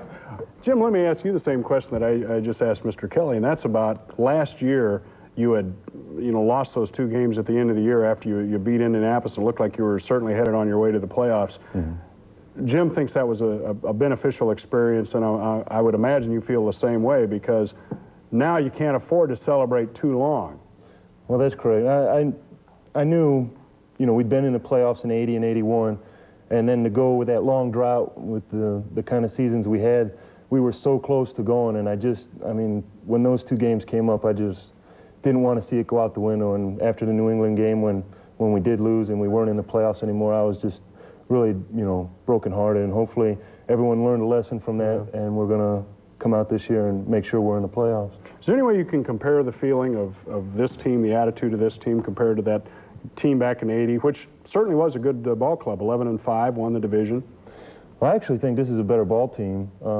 We started 5-0 that year, and we beat, during the regular season, what ended up being the Super Bowl champions. The Raiders, that's right. But I still believe this is a better team than that. So do I. Well, I was just young pup then still. That's right. They have the all-pro quarterback now, and of course a good defense. Tell me a little bit about the offensive line. Now, I know a lot of people are saying, well, you pass protect better than you run block. Is that a fair critique, or do you think maybe the running game the last couple games has come on? Is that something that's starting to come along now? Well, that's hard for me to answer. I look at it, and I've thought we've done pretty well all season. As far as myself, I'm probably a better run blocker than I am a pass blocker. Some of the other guys are more proficient at pass blocking. I don't know about that. I think you do a pretty good job pass blocking too. Thanks. That's why you're on the show. Because before the show, before the game, that's one main concern. Marty Lyons and Mark Gastineau. Was it any concern of yours, or you knew you could handle him? Well, he was playing awful well, and he played awful well in this ball game. But I've played him a number of times, and I felt more comfortable playing against him than some of the other people we've played so far this year. Tell me quickly, who do you think is the toughest defender you've had to play against in your career, if you had to name a guy or two? Anybody that stands out? Oh, the guy I always used to have the hardest time with was Julius Adams from New England. He was when I was just getting the start, he was like in his 12th or 13th year, and he just outfoxed me a few times, I believe, just being a veteran like that. Okay. All right. Well, Jim, for being on my show, you get your TV and a watch, and from Jim and Chuck's Boot Shops and Dan Post snakeskin boots. And the thing is, I told Jim when I was at the house I was going to show him. He said he wanted to wear them, so he's got them on. I got mine on. Both Dan Post, beautiful from Jim and Chuck's. Thank you very much, Jim. Very nice. Thanks for coming on, Jim. And we'll be back to talk about the Patriots and meet our jersey winner right after this.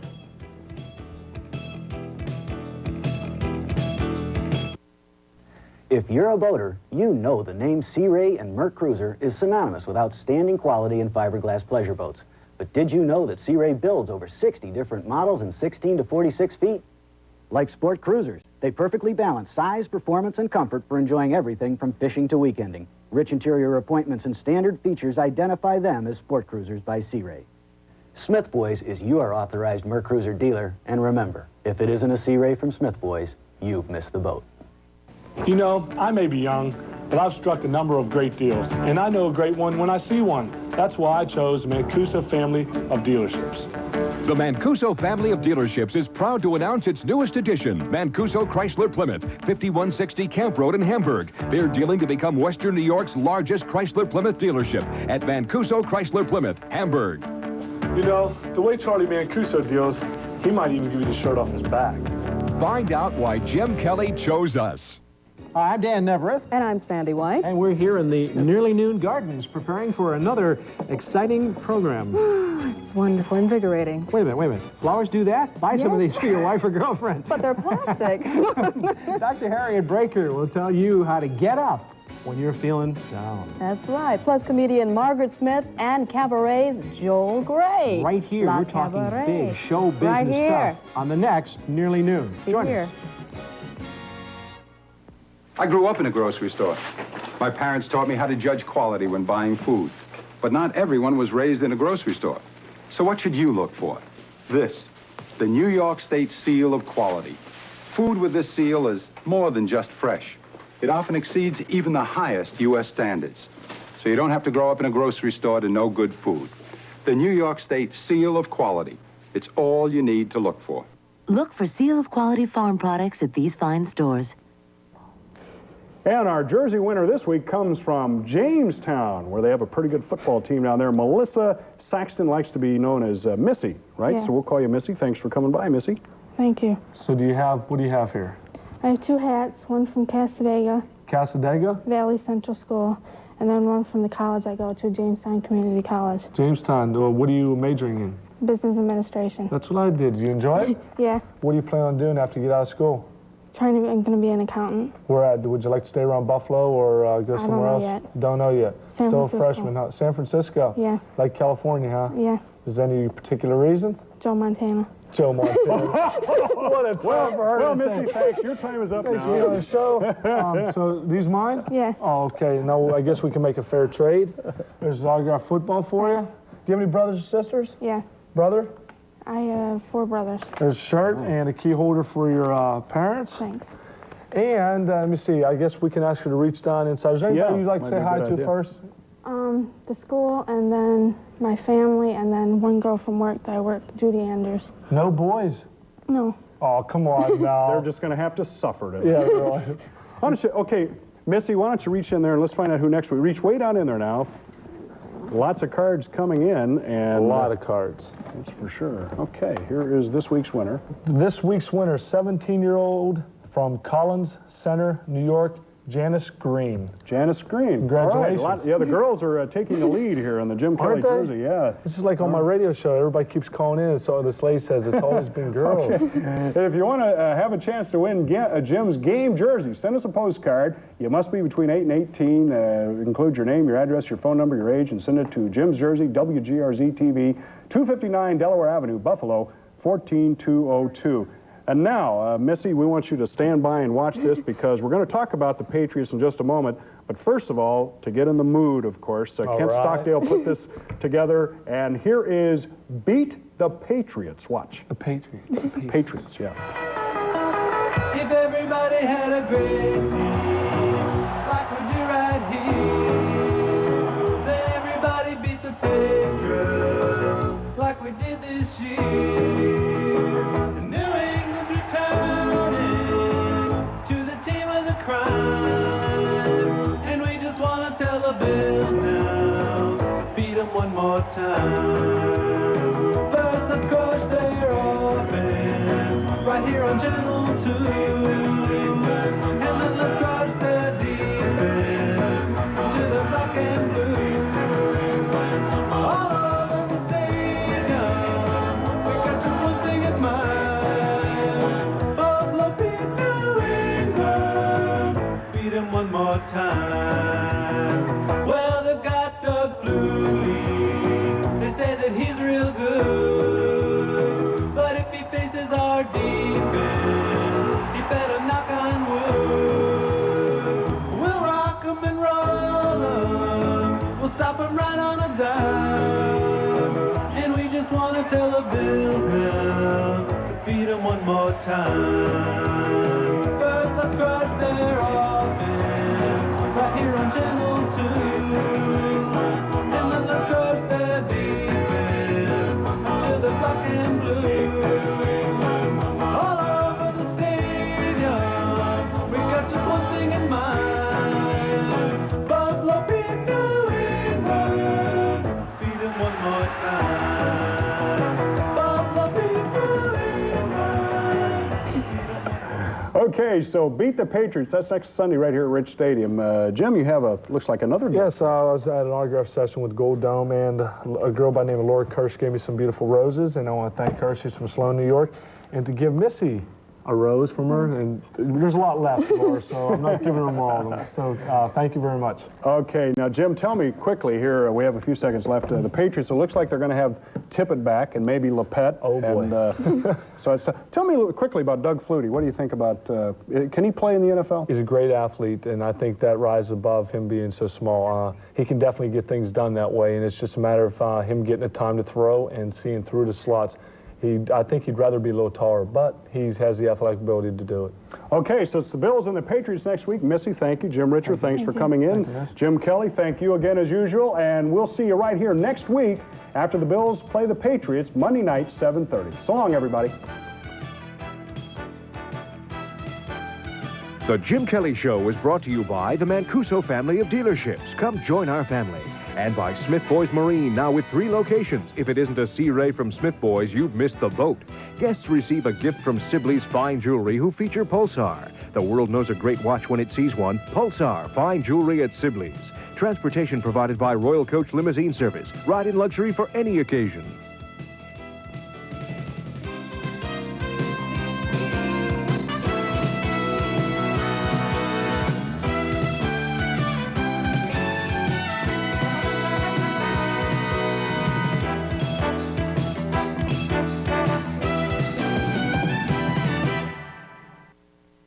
I just turned away for a second. They went right to work.